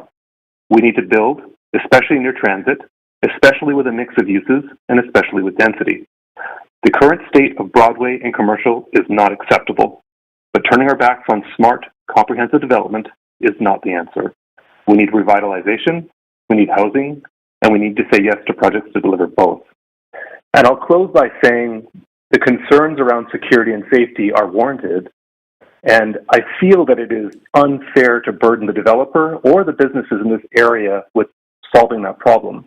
In the 2.5 years that my fiance and I have lived in this area, I can count one time where there was a police presence patrolling the street in this area dealing with what's going on here. I feel that it's the city's responsibility to address what's happening in this area, paired with the revitalizations proposed in this proposal. Thank you. Great, thank you very much. The next speaker we have is number 14, Zakir Sulman.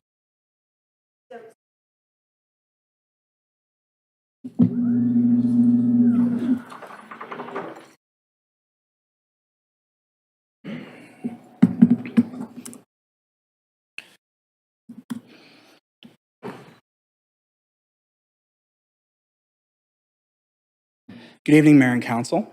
My name is Zakir Sulman. I was born and raised on Commercial Drive. I attended Laura C. Corrid Elementary, Britannia High School. I went to school at University of British Columbia, and I have family in the neighborhood and deep connections there. I am opposed to this development in its current form.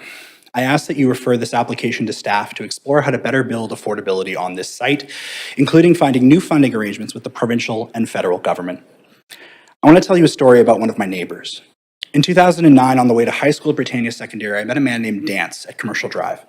Dance was an Indigenous man from the Ahusat First Nation, a carver, and a bright light on Commercial Drive.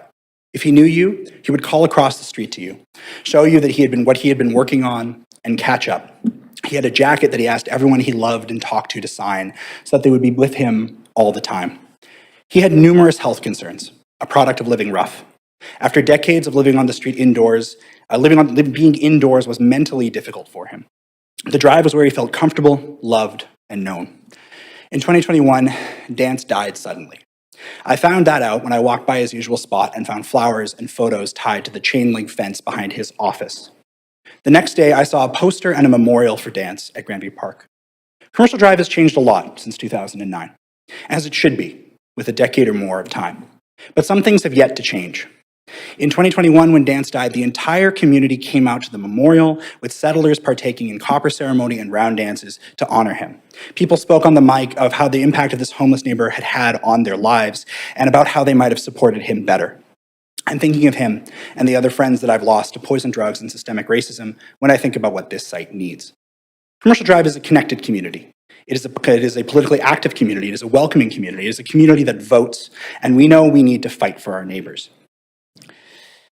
Council here today is here today to answer one question. Why should Crombie, a $5.6 billion investment trust, be given a pass on building affordable housing at this site? The applicants want 10% of the units at this site to be offered at average citywide rents, as defined by CMHC.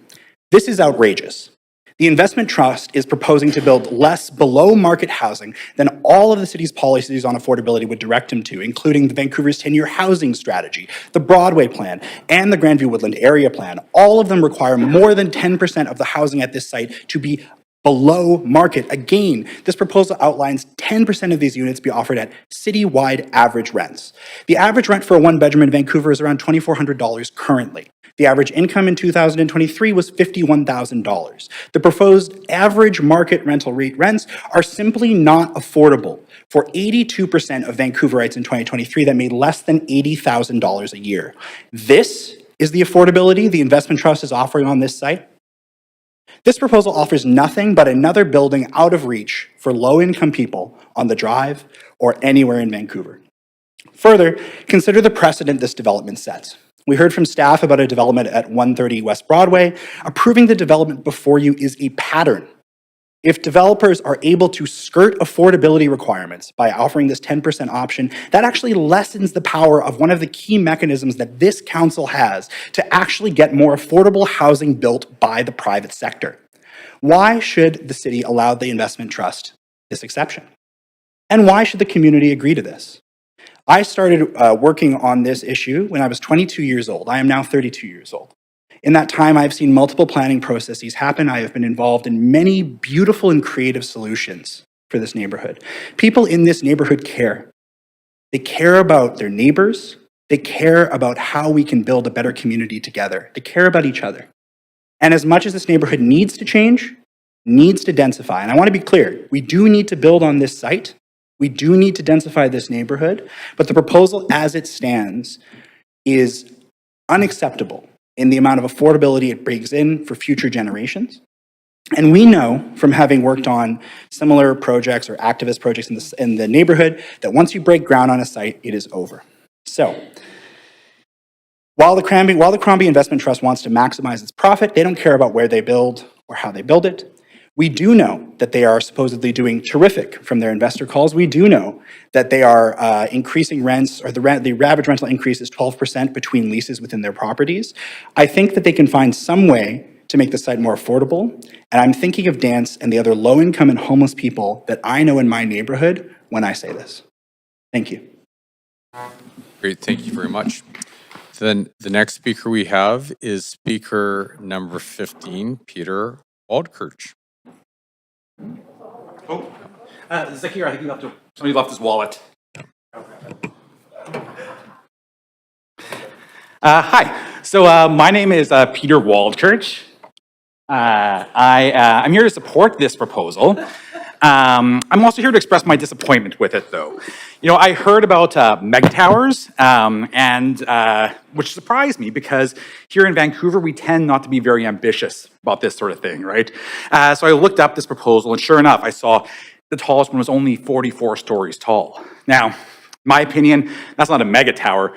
That's just a normal tower, especially when you look at the context of what's going on in the region. In Burnaby, they just approved a 72 and an 80-story tall tower development. In Surrey, they're building 60 and 65-story tall towers. I actually think it's completely kind of bizarre and backwards that we're building and approving taller, bigger, denser, more housing in the suburbs than we are here in the core of the city. That doesn't make sense to me. That's not how cities are supposed to work. Especially at a location like this, which is right by one of the busiest transit stations, transit hubs, really, in the entire country. To me, it doesn't make any sense. Even if you do approve this, you're going to be significantly underbuilding at this site. And so I know you've got a mega hearing ahead of you, so I thought I would try and mix things up a little bit and present to you my feelings in the form of a song. So I call this the Happy Mega Towers Polka.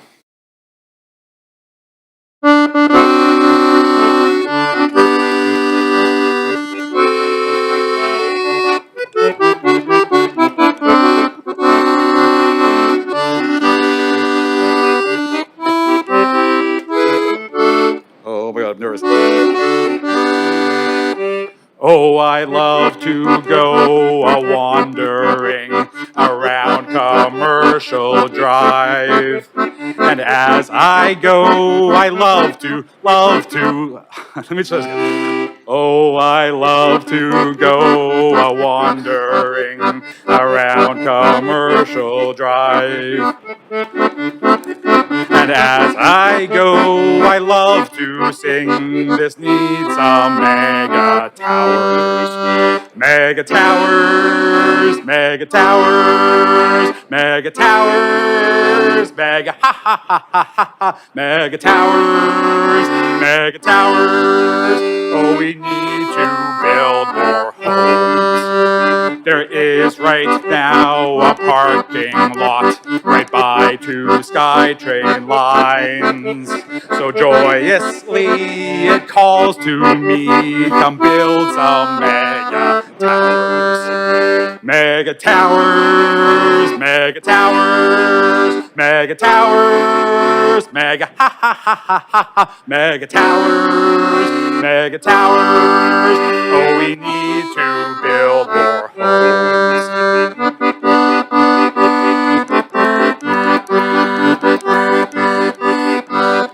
Mega towers.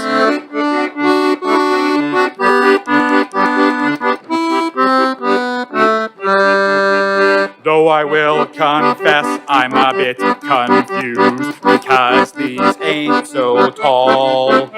They build higher in Burnaby. I guess we're more NIMBY. Mega towers, mega towers, mega towers, mega ha ha ha ha ha ha, mega towers, mega towers. Oh, we need to build more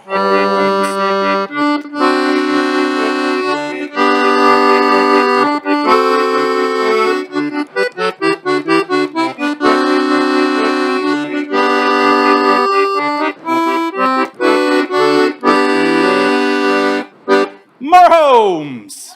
I think we're allowed to clap for that in this situation. It's not taking a position on anything. It's not intimidating. That was the clapping was for the performance, and so thank you very much. And with that, can we take a 5-minute intermission? It's been a long time up here, and.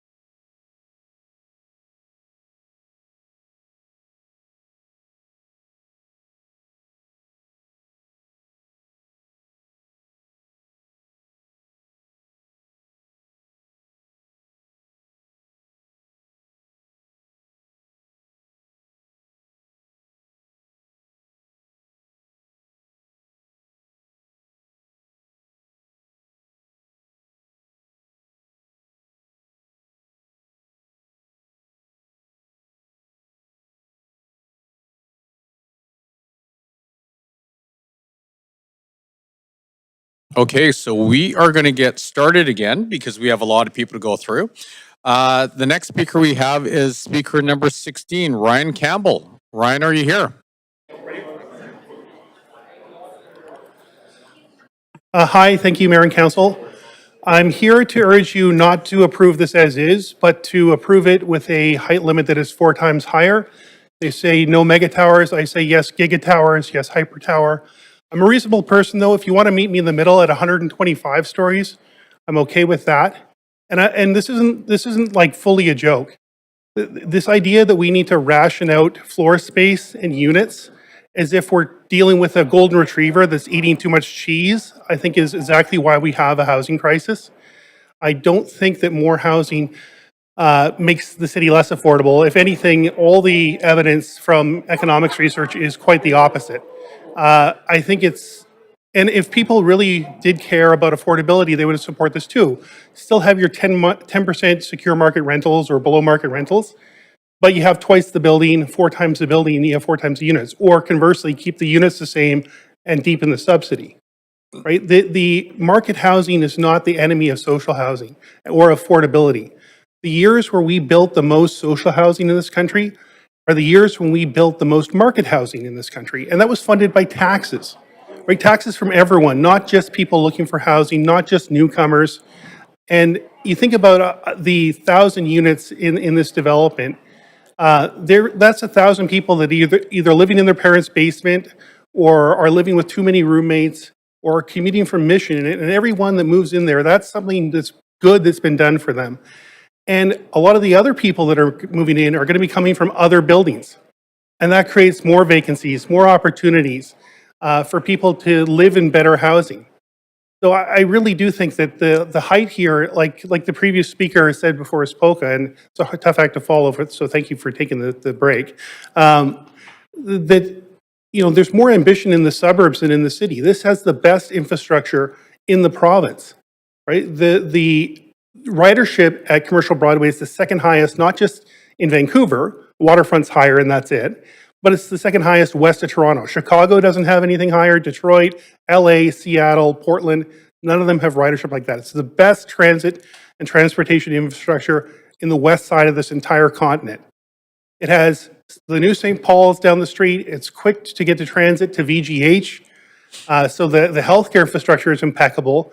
Van Tech is down the street. It is 30% vacant. So it's got school capacity too. And you're right next to Trout Lake. What could be a better place for people to live? Why can't we have some real ambition here and build what we need?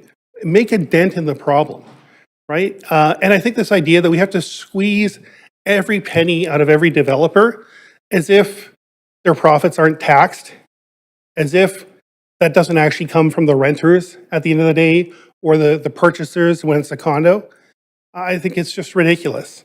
I think you go to 200 stories, and if the market says, well, that's too high and the units are too big, then it'll be reduced. But no one's harmed by that, and no one is really harmed except for their, not in a real way by this development. There's no tenants being displaced. What better place? I would put that to all of you. What better place to house people in this province? I can't think of any. Thanks. Thank you very much. The next speaker we have is Michelle Scar. Michelle? Good evening, Council. I'm actually here for the accordion concert. I didn't realize there was also a public hearing, but since I'm here, in all seriousness, I live a few blocks away from Commercial Broadway in a basement suite, and I fully support this project. I've lived in a few basement suites across Vancouver, and I have to say the one in Grandview Woodland that I'm in right now is the worst. It's falling apart. The washer and dryer are ancient artifacts. We also had mice as soon as we moved in, which has been really horrible.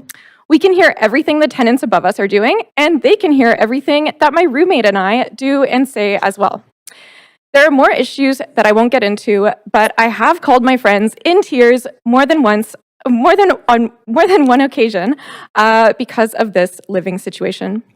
Anyway, I'm moving out in a few days to live with my parents in the suburbs, and while I'm very lucky to have that option, I'm not looking forward to a much longer commute, and I'm going to really miss this neighborhood. I love this location. I love being walking distance from the SkyTrain. I love being only a 20-minute bike ride from downtown. And I love being able to walk around and explore the drive. I love petting friendly cats on the street. I kind of hate running, but I love that Trout Lake is there for when I attempt to go for a jog. And I love throwing a Frisbee around in McSpadden Park. I love that one of my best friends is my roommate, and I get to hang out with her every single day. The city should have allowed towers at Commercial Broadway 40 years ago when the Expo line was built. But the second best time is now. This is literally one of the busiest transit hubs in the region, and people want to live near transit. It's also really, really good for the climate to build housing with amazing transit access like this. We're in a housing crisis, and we desperately need more housing. Renters deserve more options. I find it interesting how everyone is very concerned with affordability, but only when it comes to new housing. Is a single-family home in Grandview Woodland affordable? Is my basement suite even affordable? Is a Safeway parking lot affordable? Anyway, building housing at Commercial Broadway is good for all the people like me who love this neighborhood and would love to stay, preferably not in a crappy, overpriced basement suite. Thank you. Thank you very much. The next speaker we have is Xingyang Boon. I hope I pronounced your name properly. Hello, I'm Cheng Yan. I'm here today to speak in support of this rezoning proposal. This is a place where I love to live. I love living in Vancouver as it enables my wife and I to live a car-free lifestyle. By saving thousands on vehicle payments, insurance, fuel, and maintenance, we can afford to live here at market rents and put away a little in savings each year without needing to move back in Ontario to live with my parents. We rely on transit to get around the city, and our quality of life and work opportunities are directly tied to our proximity to good transit connections. The homes that will be built here will be some of the most well-connected to transit on the entire continent. It's a travesty that there aren't already thousands of homes right here, nearly 40 years after the Expo line opened, 30 years after the B line, and 25 years after the Millennium line. We all know the saying, which you've heard already twice now, so I won't say it again. Now's the time to build. In a location like this, we need as much housing as possible within walking distance of the SkyTrain. But we can't afford to wait 10 or 20 years after initial proposals the way this site did. We can't wait on decades of planning and multiple public hearings with hundreds of speakers to come here and lay out our housing insecurity and anxieties for the future and beg for every single building that gets proposed.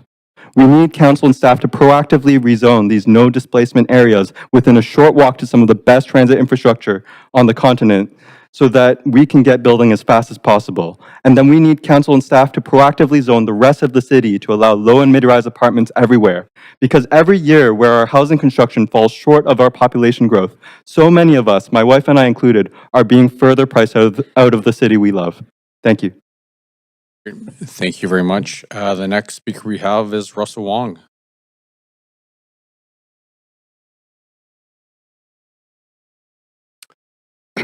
Hi, my name is Russell Wong. I support this rezoning. I'm a longtime Vancouver resident and homeowner, and I don't work in development or real estate.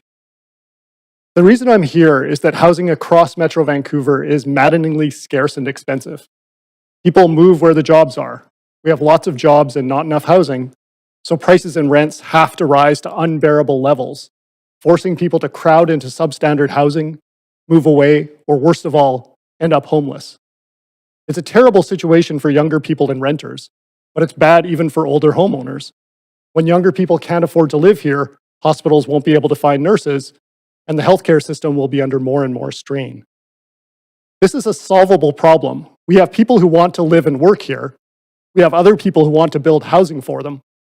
The problem is, we don't let them.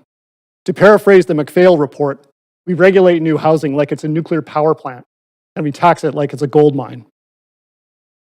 Vancouver has limited land, so it's especially important to allow more height and density in a central location with easy access to jobs. That's where lots of people want to live. In this case, we're basically talking about very underused land in the form of a large parking lot right next to a busy SkyTrain station that can be used to provide 1,000 badly needed rental apartments. To speak a little about the opposition, it's natural to want to minimize change to your neighborhood. But new housing is a good thing, not a bad thing. I find it maddening that we always seem to be looking for ways to reduce the amount of housing instead of increasing it. A common criticism of high-rises is that they're too tall, and also that the resulting apartments won't be livable because they'll be too small. In other words, opponents want the buildings to be smaller on the outside and bigger on the inside. That doesn't make any sense. Another common criticism is that the rents won't be affordable. There's a similar contradiction here. The more you shrink the size of the building, the more scarce and expensive land you need per square foot of floor space, and the higher the rents need to be. In the extreme case, you get single-family homes. So there's plenty of old single-family homes in the area.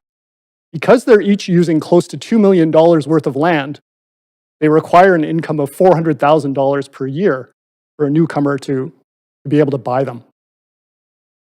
There's been a lot of discussion of this staff analysis finding that the project can only provide 10% subsidized housing. One weakness of the city's approach to providing non-market housing by having market rentals cross-subsidize non-market rentals is that the money isn't coming from the developer. It's coming from the people paying the market rents. By driving up the floor on market rents, you're pushing them out of reach for more and more people, creating need for subsidized housing faster than you can fill it. If we succeed in building a lot more housing and driving down rents, as the federal and provincial governments are aiming to do, the pie that's used to pay for subsidized housing is going to shrink pretty rapidly. And the pie has already been shrinking because of higher construction and finance costs. An alternative that Portland uses is to waive property taxes on rental buildings that include below-market apartments, so that the funding is coming from the broad property tax base instead of just newcomers. Thank you. Great. Thank you very much, Russell. The next speaker we have is Speaker 20, Craig Ollenberger.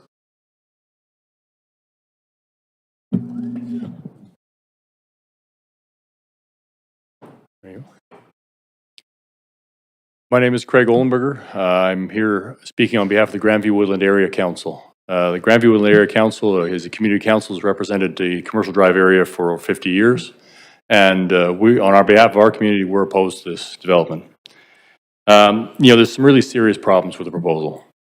The biggest one being, and you're hearing a lot about it, the staggering lack of affordability inherent in this. It's just stunning to see, that in a development with over 1,000 luxury rental suites, the city's only asking for 10% of the suites to rent at the Vancouver average market rent. That's a level of rent that few in our community can afford already. And, there's debate about what means luxury. Well, the kind of rents that this is going to be seeing in our neighborhood, that's luxury to our community. Our community can't even come close to affording these places. The project is presented as sort of part of the fight against housing affordability crisis for our city, but it's going to do nothing for affordability in our community. It's going to do nothing but drive up nearby rents and encourage dangerous land speculation on the truly affordable buildings that are nearby. For blocks in every direction, it's going to inflate their values and put those people in those affordable buildings in jeopardy. The city doesn't have any shortage of luxury rental. Luxury rental's doing fine. We've got lots and lots of luxury places if that's what you want to rent. Our community can't afford that. Many folks have already spoken to the kinds of incomes that our community members have and what they can afford. And so if this isn't bringing any sort of affordability to our community, then what is it bringing us? And our current residents just get to sort of sit and watch outside while what is effectively a vertical gated community gentrifies our neighborhood. It's really hard to understand why so little effort has been made to bring affordability into this project. If we're not getting affordability, if it's not making a real difference there, what are we getting? What's the benefit? And that's the other part of this that's a real problem. The public benefit is just not there. This site was identified as a pivotal site, as an opportunity for a generational change to this area. We know there's huge amounts of density coming. It's already coming. It's an important place they'll see a huge new neighborhood develop around it. This site was identified, in the community plan as an opportunity to create a heart, a center for this new neighborhood that's developing. And, instead of doing that, we get a noisy, dark wind tunnel of a sidewalk next to the SkyTrain station that effectively serves as the entrance to Safeway. And we get that because Safeway and the developers feel the need to more or less almost double the size of the Safeway store, sprawl all over the site like some big suburban development, and leave no room for any sort of community, any sort of benefit. So, what do we get on Broadway? Do we continue that small scale local retail character that, is lauded by the city, the walkable high street model that the city's always telling us they want to see spread to everywhere in the neighborhood, other neighborhoods across this city? No, on Broadway we get this blank wall of a big box grocery store. We get a parkade entrance, a complete dead zone, and that's extremely frustrating. When what that could have been was a lively public space, a place that would gather people, something that would, create a benefit for this community. It's not really good enough that, some sort of powerful development company like this REIT can just kind of write their own ticket and walk away, rich and profitable, and we get left with their mistakes and their inadequacies. We had something here that could really have made a difference for our community, and it's kind of embarrassing that the city hasn't pushed harder for real affordability and real public space. So what do I want you to do? I want you to send this proposal back to staff, and I want them to seek real affordability. Let's see the kind of 20% of units at 20% below market that you seek in other parts of the city. I want you to send it back to the designers and tell them, let's make some real public space, something that really creates a future for that area of the neighborhood. Rather than some clumsy dystopian, suburban development, that we have to sit and suffer with for the rest of our time in the neighborhood. Many of us will never be able to afford to live there, and the best we can hope for is an elegant public space and some affordability that can help some of our neighbors still stay in this neighborhood. And if that's not something that you can deliver, then you're not doing your job, and it's just making another developer rich. That's just not good enough. So I ask you to do more. Thank you very much, Craig. The next speaker we have is Michael Hall.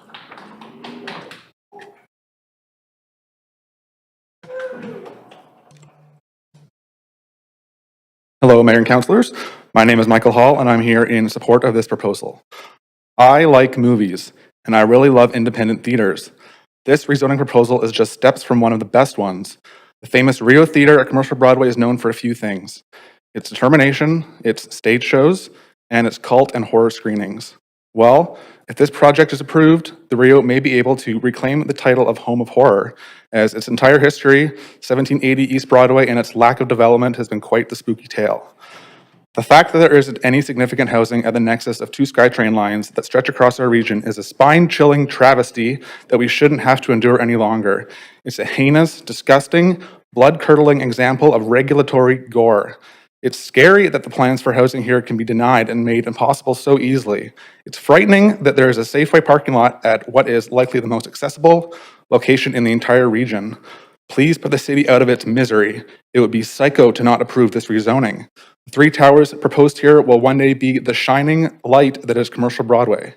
They may not be the thing that solves the housing crisis, excuse me, on their own, but neither is a giant parking lot. The opponents of building housing in a place like this, I dare say their ideas are for the birds. They scream at any housing proposal imaginable and think owning a home should just be hereditary. In all seriousness, this is a zero displacement site. It's next to two SkyTrain lines. How is there not significant housing here already? This isn't the burbs anymore or just a quiet place. It's 7 cheap, emission-free minutes from the second largest job center in Canada. Please approve this and stop making us fight and beg for more housing during a housing crisis. Thank you. Thank you very much. The next speaker is number 22, and I hope I pronounced your name correctly, Hakan Coyote. Not quite. My name's Hawken Coyote, and I'm also here, a resident of Vancouver, and I'm here in support of the project. This just makes sense to me. 1,000 homes in this location. There's 2 SkyTrain lines.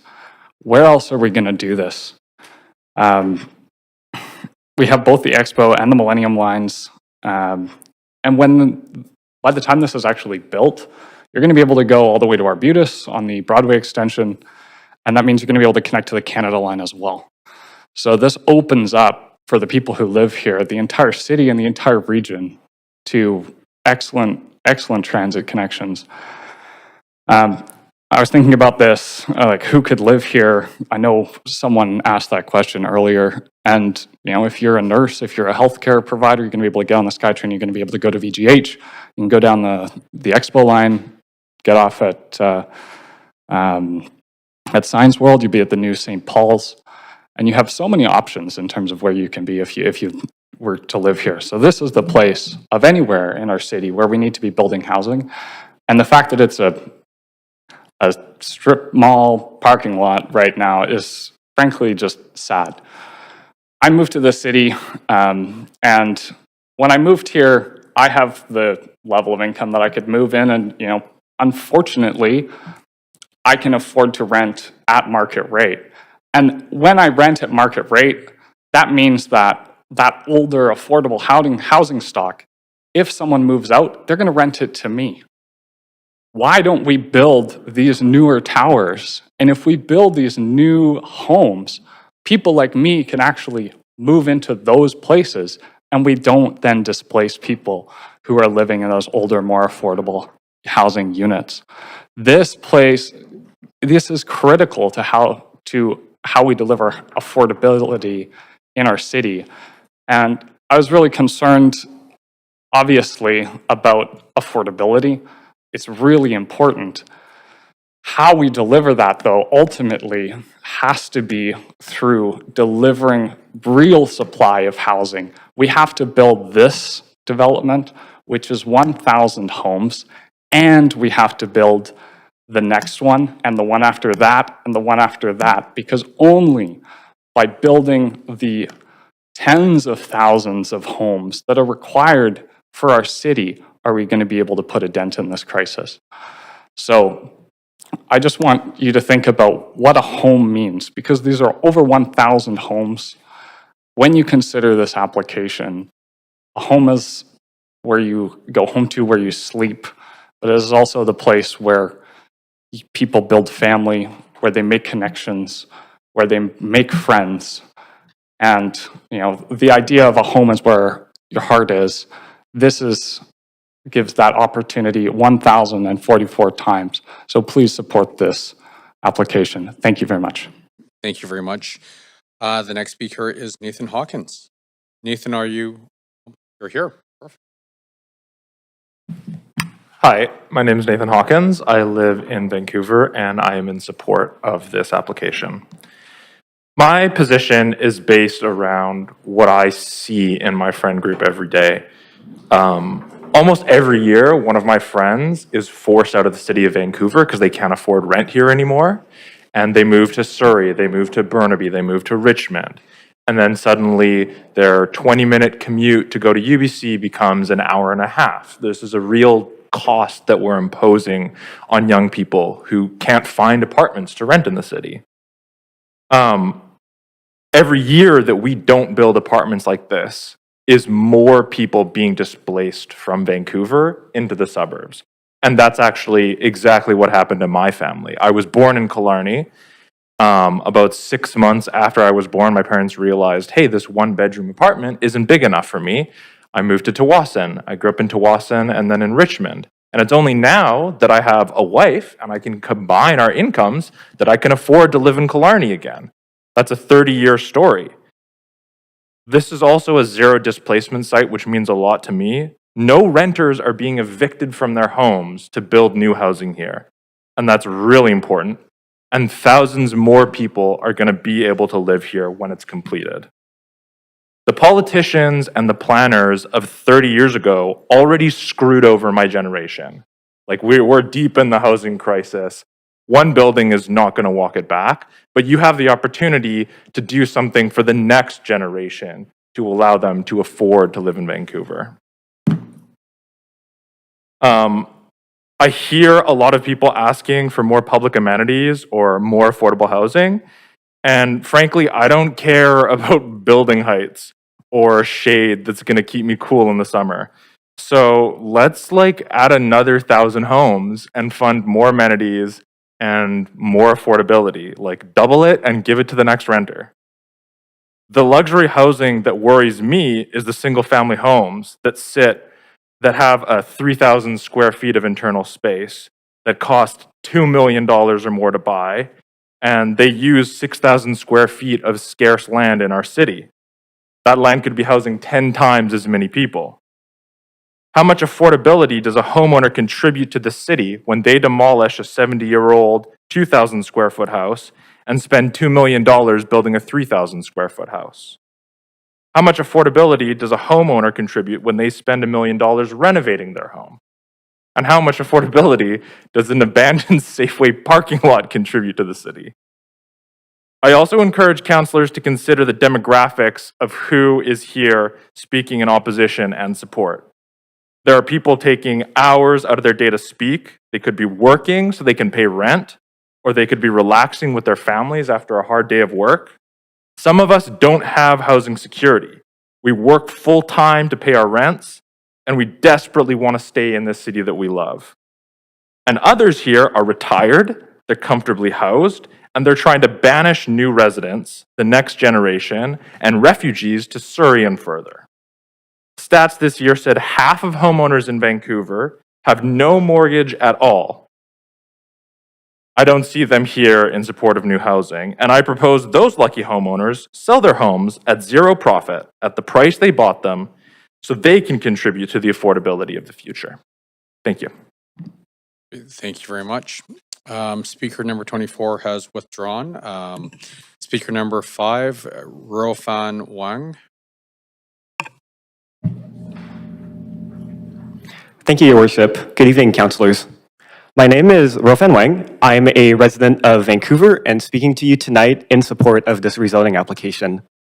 But first, I have to profusely apologize for the fact that you, I, and 121 other people are here tonight to have to listen to hours of debate about whether to build a zero displacement apartment and childcare complex on a parking lot. It seems like a lot for what this project is, and yet here we are. Look, am I saying that this is the Mona Lisa of urban architecture? Not really. It's fine, I guess. Is it an urban form that's going to go on the cover of Architecture Digest? Probably not. But at the end of the day, the most remarkable thing about this whole apartment complex is that it's not particularly remarkable. True, it will add hundreds of purpose-built rental homes that will alleviate development pressures on the rest of the Broadway corridor and lessen tenant displacement. True, it will provide desperately needed childcare spaces in a city that has so little of it. And true, it replaces a city block-sized surface parking lot and obscene land use next to the Central Valley Greenway and the train station with more boardings than Los Angeles Union Station, and indeed, than the entire Portland streetcar combined. But really, it's just a few buildings, an incremental change in a growing city. In fact, it's not even the first time that the Safeway has been knocked down and rebuilt. From the turnout, you would think you're being asked to approve another Jericho, another Heatherlands, or even an Oak Ridge, a generational project to create a new neighborhood. It's really nothing of the sort, and the process is deeply broken when a marathon public hearing is required to approve such a little drop in Vancouver's deeply scarce housing market. I just have a few additional points. First, there's a lot of comments claiming that these towers on a site displacing zero residents, mind you, will cause gentrification. According to a May 2025 report, the most expensive rent in Vancouver is actually in Dunbar and Abuse Ridge, and the most expensive rent in Metro Vancouver is in West Van. If your theory is that the presence of new apartments inherently raises the rent, I'd be hard-pressed to explain either of these. There's hardly any mega towers in Dunbar. I used to live there and got asked to sign a petition against a townhouse. The last time West Van built anything at scale was in the 70s when they built out Ambleside. No, the lack of apartments causes gentrification by pitting existing tenants against newcomers. The census confirms that Grandview Woodland has built a negligible quantity of net new homes between 1996 and 2016 and actually lost population during this time. Given how much the city has grown around it, new workers, new families, new students, new immigration patterns, let's look at the real gentrification threat to Commercial Drive. More and more people fighting to get a nearly static number of homes. That's the new Canadian who doesn't have a license and wants to take advantage of the excellent mobility connections at Commercial and Broadway. Instead, they have to move to Panorama Heights where they catch a bus to a bus to a train to a bus to get to their service job on Broadway. The bike commuter who wants to live on the CVG and zoom into downtown seamlessly on the seawall instead lives in the River District and climbs a gigantic hill on Kerr, or gives up biking altogether. The young family that can't find a rental home in the Metro Core and gets pushed out to Langley, to Maple Ridge, or to the Fraser Valley.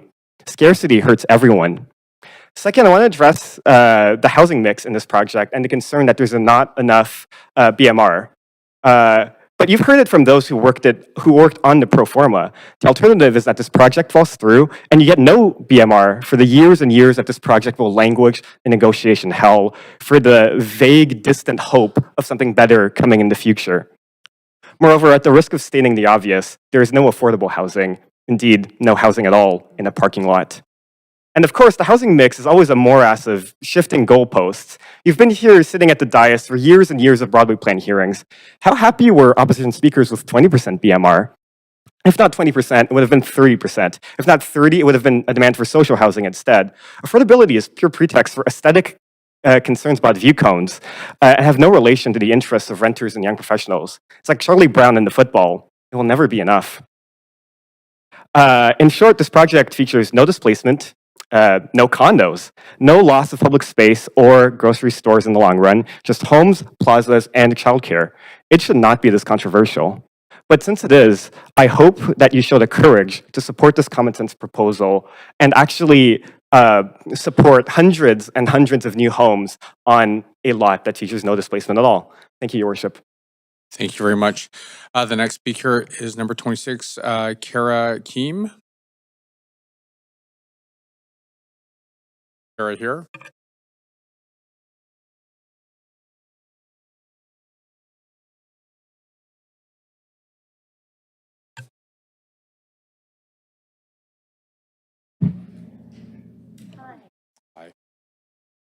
I'm Kara Keem, and I'm here to speak for myself this evening.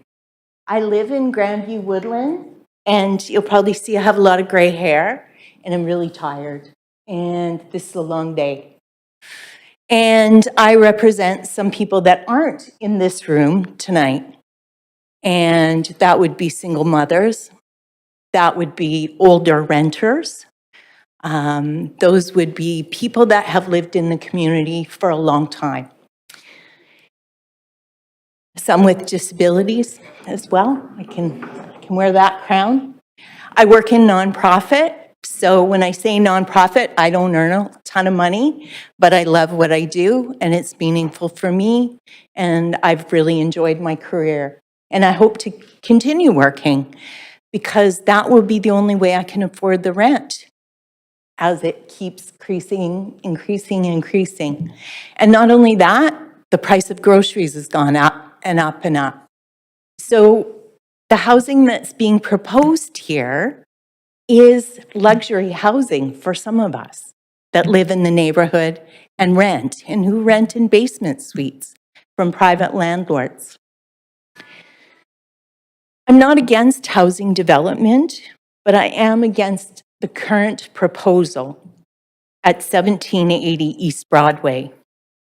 1,044 rental units, with only 10% of those units below average rental cost, which I believe will land around $1,700, $1,900 for a one-bedroom.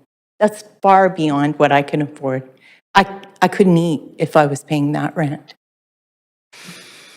Plans change. Governments change. Who would have foresaw that Gregor Robertson is now the federal housing minister? What doesn't change is the citizens in Vancouver are still struggling to secure affordable housing. Rents keep going up faster than our wages. We can't keep up. This proposal does not fulfill that affordability gap. It just doesn't. Grandview residents invested hundreds of hours in visioning and planning. You saw some presentations of people of all those meetings, hundreds and hundreds of hours people spent conferring with city staff. It meant something. It meant something to all of those people. And those people weren't renters entirely, A lot of those people were homeowners. And you can hear how much they care about the community, all of us, not just people who live in fancy homes. Because people like myself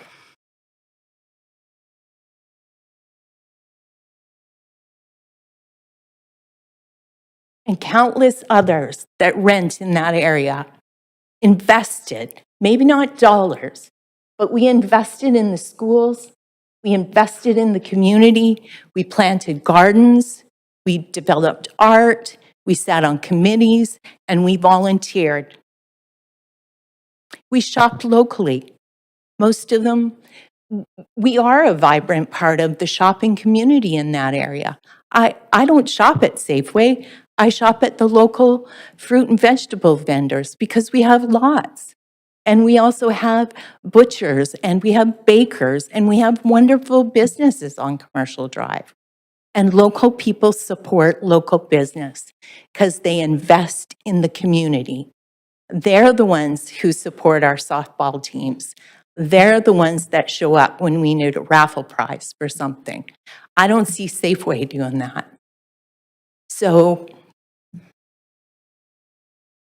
Commercial Drive was voted one of the coolest streets in the world in 2024 by a global travel production called Time Out. We have that reputation, not based on city infrastructure, but because of the local businesses and residents that live there, live in that community. That's why it's cool.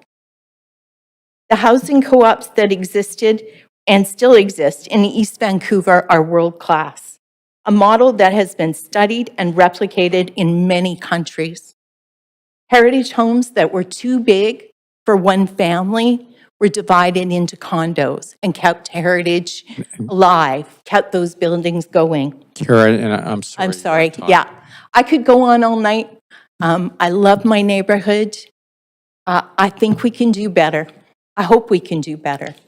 Thank you. Thank you for coming in, Kara. The next speaker we have is number 27, Nicholas Ray.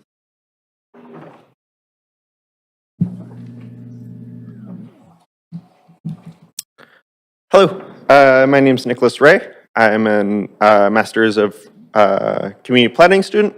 I live in Vancouver, and I'm here to speak in favor of this project. We're in a housing crisis. This housing crisis is caused by more people wanting to live here than there are homes. And we haven't been building homes here.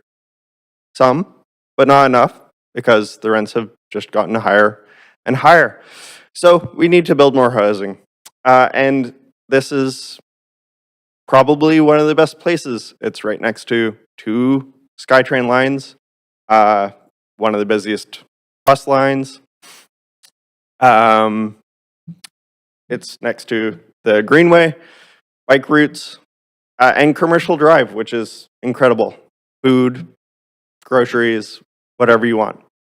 And if we're going to be building housing, it's probably best to build it where there's currently no homes.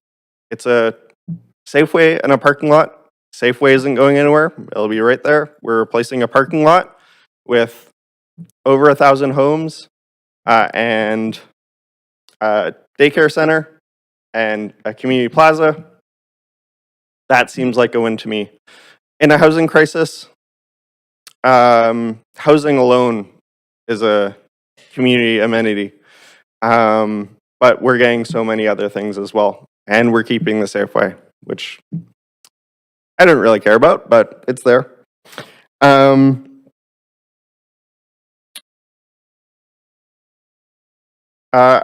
Inclusionary zoning, this 10% affordable units. The developer is going to make the same amount of money either way. Where does that 10% lowered rents come from? Comes from all of the other renters. So their rents go up in this housing, or they're subsidizing that 10%. Because new housing is expensive. That money has to come from somewhere. BC Housing was building this project. It cost them the same amount of money. Doesn't really matter who's building it. Everyone has to say, basically, if you want affordable housing, the government has to subsidize it, which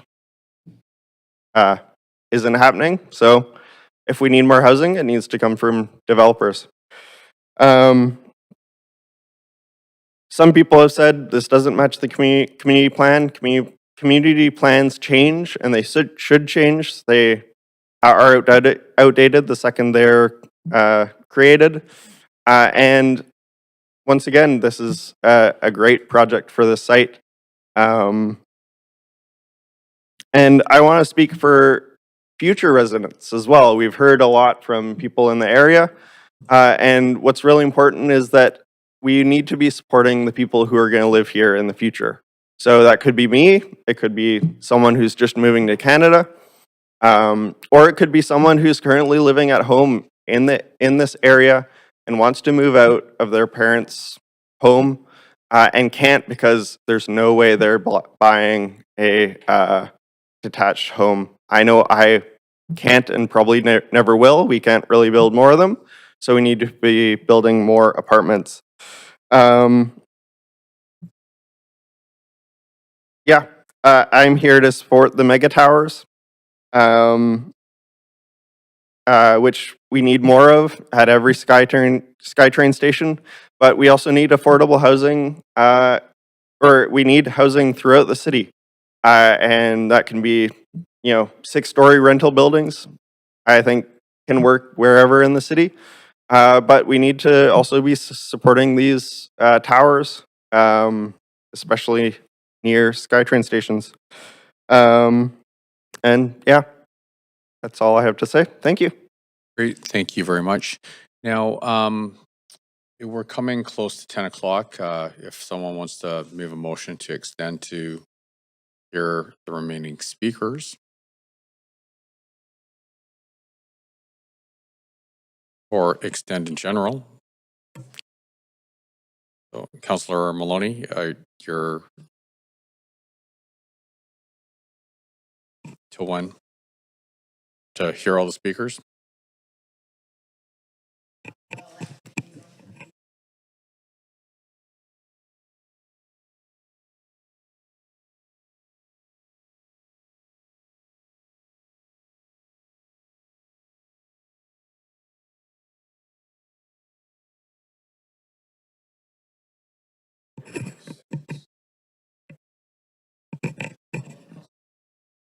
Oh, sorry, Councillor Kirby Young. Yeah, I just wanted to note to councillors that if there's debate, it is debatable, so they can, just procedurally, people can put themselves on the queue.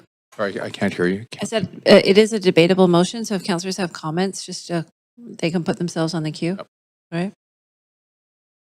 We don't have a motion yet. I guess it has to be seconded. Is that correct? If someone can second Councillor Maloney's motion, and then we can debate it. Yeah.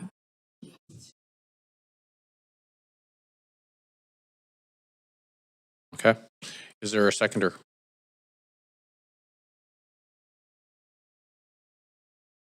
No seconders? Okay, well then sorry, Councillor.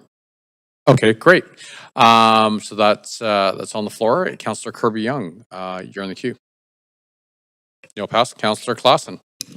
Yeah, thanks. Through you, Mayor, I just want to ask the clerk, we've got some, just given the number of speakers, and very likely this won't be the end of the speakers list, and also the prospect of some leaves of absence. I wonder if we might be able to get a general sense of where our meeting reserves are going to take us. I believe the next one is on May 22nd. And do we know what kind of dates are? Because I believe with there are going to be some absences and as well some leave of absences could push us out for a time. I don't know how many, I guess, sorry, I'll start again. It's late. The actual number of leaves of absence that we have on the 22nd that may impact our ability to get through this item. I'm just kind of curious as to we know how many members of the council are going to be here on the 22nd. Thanks for the question, Councillor. So there are currently 5 leave of absences on the 22nd. The next 2 reconvene dates would be, the 27th and 28th, 3 p.m. on both days.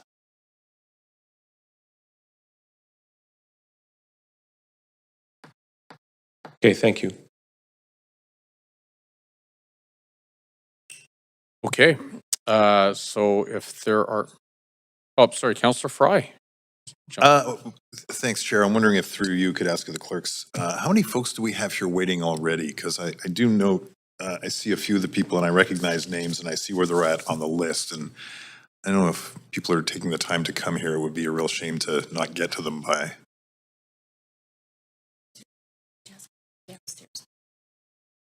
Thanks, Councillor. We currently have about 18 people in total, both in person and on the line, waiting to speak, which is not to say that more people might not come in. Yeah, much as I hate to suggest that we just keep going and maybe see where we're at. So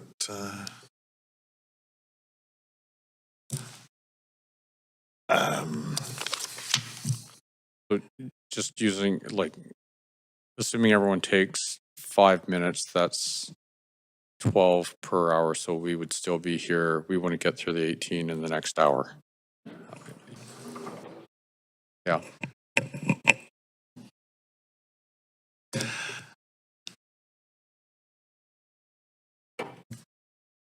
Councillor Fry, any other comments? I hate myself for suggesting this, but I'm going to suggest we just keep going until we get it done. Okay. At least for, so is that an amendment to I don't know. Motion?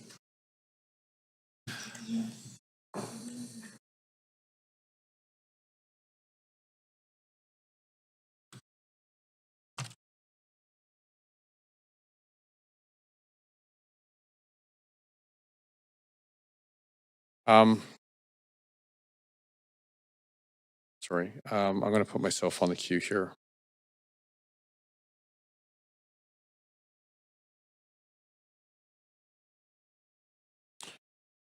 Okay, can we, Councillor Fry, can I ask you to hold that comment for 1 sec? Is that okay? Yeah, yeah. In fact, I was going to suggest maybe a quick recess. Yeah. Well, we're kind of in there. Maybe I'll make one quick comment and then we can, if we need to, we'll take a quick recess. So, do I have to see the chair? Who has the chair? Are you able to take the chair? Well, yeah, I've just been reminded we have a pretty significant press conference that has, that's of incredible public interest tomorrow morning. And so I would suggest, if we're to vote on something like that, I would actually vote against it and wrap it up at 10 o'clock, just because it's a pretty significant press conference that the whole city will be paying attention to.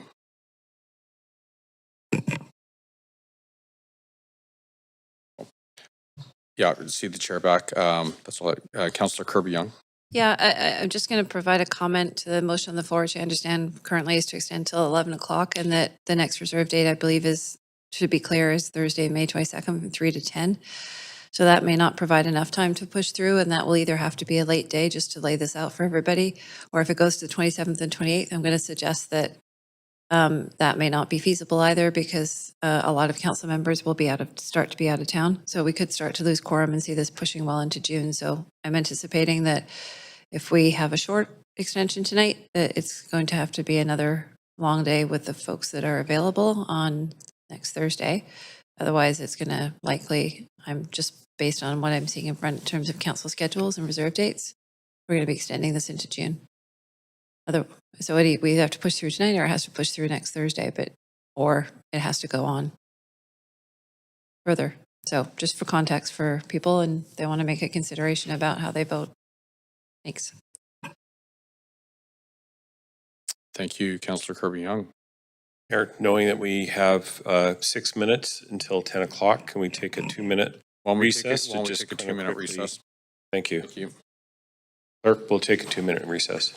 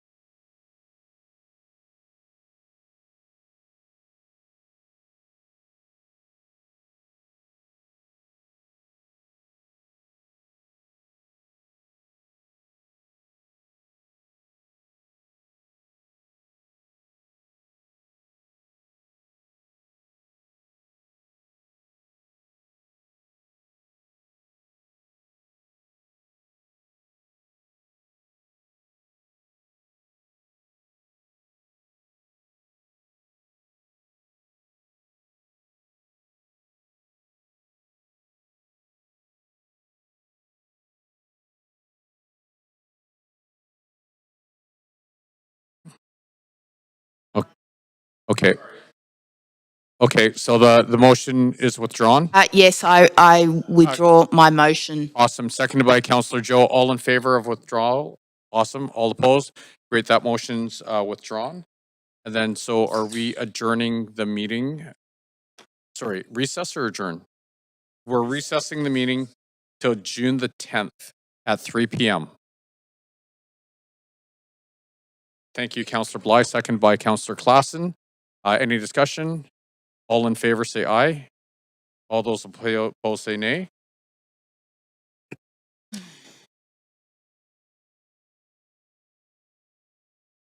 Okay, just to be clear. Okay, so it would be in council, in the council chamber and online, and then we had one opposed. Was there anyone else opposed besides Councillor Kirby Young? Councillor Fry, that's 2. Everyone else is in favor? No, I'm opposed as well. 3 opposed. 1, 2, 3, 4, 5, and 6 in favor. Okay, we will record this vote, please. Okay, if everyone can go to the voting panel.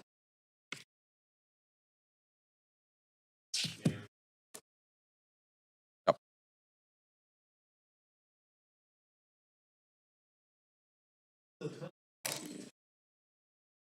June 10th. Yep. Okay. So do we have to re-vote on that, or is that, no, that's fine. Okay. So that motion passes with Councillors Kirby Young, Fry, and Maloney in opposition. So this meeting is recessed till June the 10th at 3 p.m. In the council chambers and online. Thank you, everyone.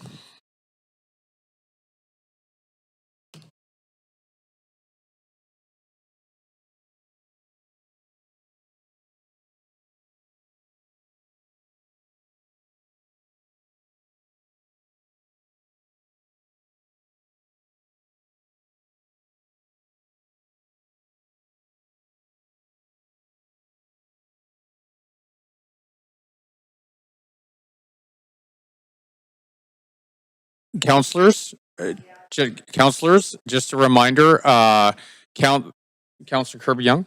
So I'd remind council that it's very important to not engage in any discussion or correspondence in regard to the application.